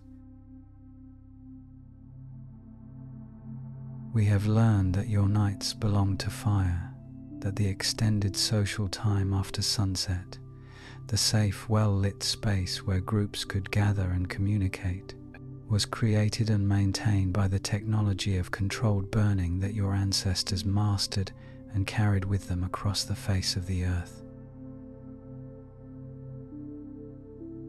We have learned that your words were born around fires, that the first symbols, the first categories, the first abstractions that lifted your ancestors from pure experience into conceptual thought emerged in firelit circles, where the same sounds could be used night after night until they became shared conventions, became words, became language itself. We have learned that your stories were shaped by fire, that narrative structure, the emotional arcs of beginning and middle and end, the very art of shaping experience into meaningful form emerged in the long firelit hours where attention could focus on something other than immediate survival. We have learned that your memory was trained by fire, that the working memory capacity that makes language comprehension possible, that allows you to hold complex mental models and process extended narratives, was expanded and refined in the story circles, where fire made narrative possible and necessary. We have learned that your social world was created by fire, that the large groups, the complex networks of relationship, the sophisticated social cognition that distinguishes human primates from all others, was made possible by the protected, well-lit, sustained gathering space that only fire could provide. In the deepest sense, you are a creature of fire. Not just because your ancestors mastered it, but because you were made by it, shaped physically by the food it cooked, shaped anatomically by the nights it lit, shaped cognitively by the conversations it enabled, shaped culturally by the stories it hosted and the knowledge it preserved across the vast expanse of human prehistory. The coals glow softer now, the fire settling toward its long sleep before morning, before someone will rebuild it for the next night, and the next, and the next, across the generations that carry this flame forward. But here is something else, something that matters as you approach sleep, the fire in your mind. Because the real power of fire was never just the heat and light. Those were the means, but the end was always cognitive. Fire changed how your ancestors thought, how they imagined, how they experienced their own consciousness.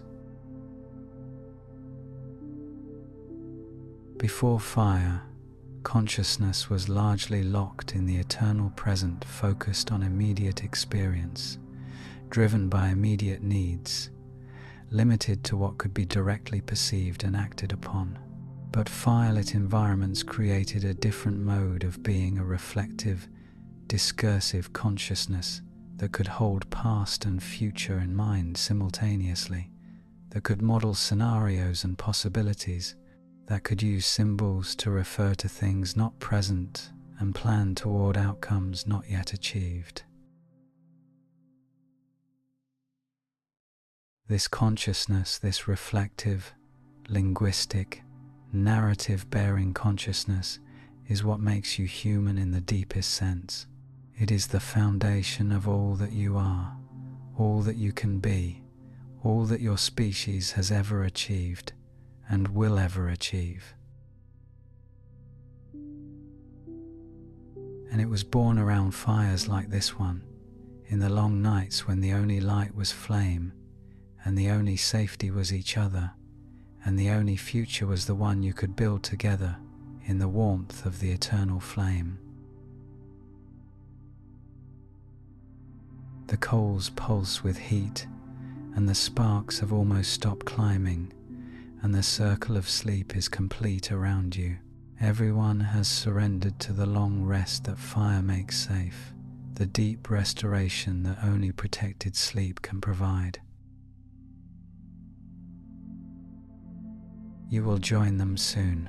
Your thoughts are already slowing, your mental models softening at their edges, the complex machinery of your impossible brain powering down toward the sleep state that will restore it for another day of thinking, another day of speaking, another day of being human in the world that fire made.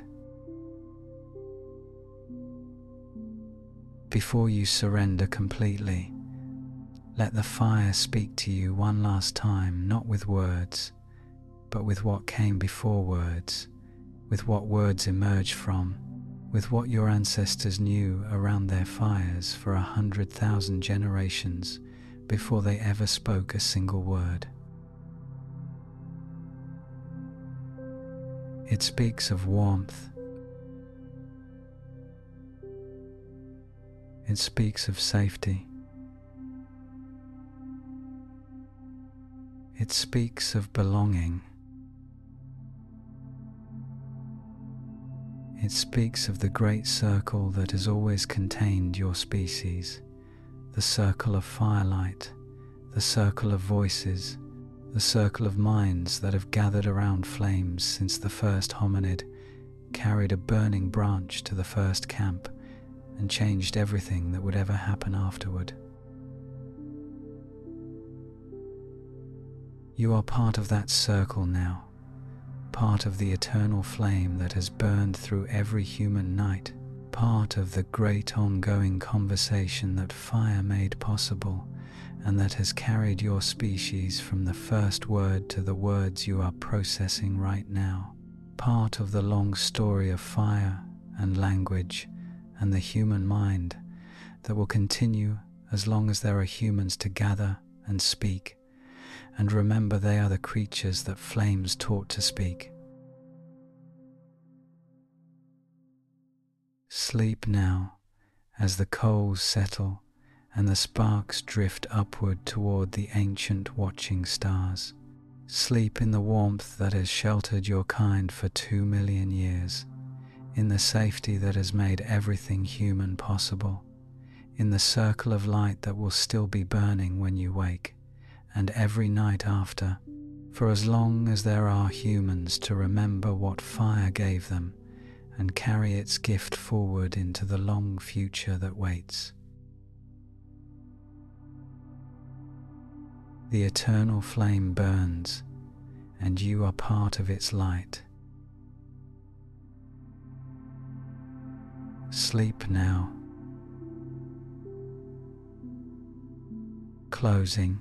And so the fire burns on, night after night, as it has for 2 million years and will burn for as long as humans gather to speak and remember that everything they are, their impossible brains, their impossible words, their impossible world was made possible by the first ancestor who looked at flame and understood something new, something that no creature had ever understood before, that fire can cook food, yes, but fire can also cook minds.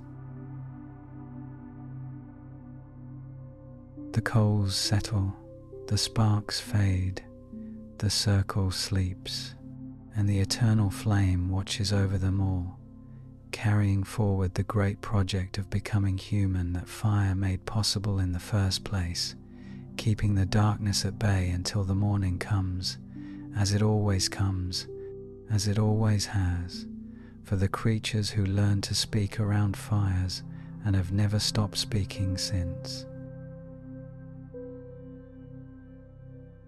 Sleep well.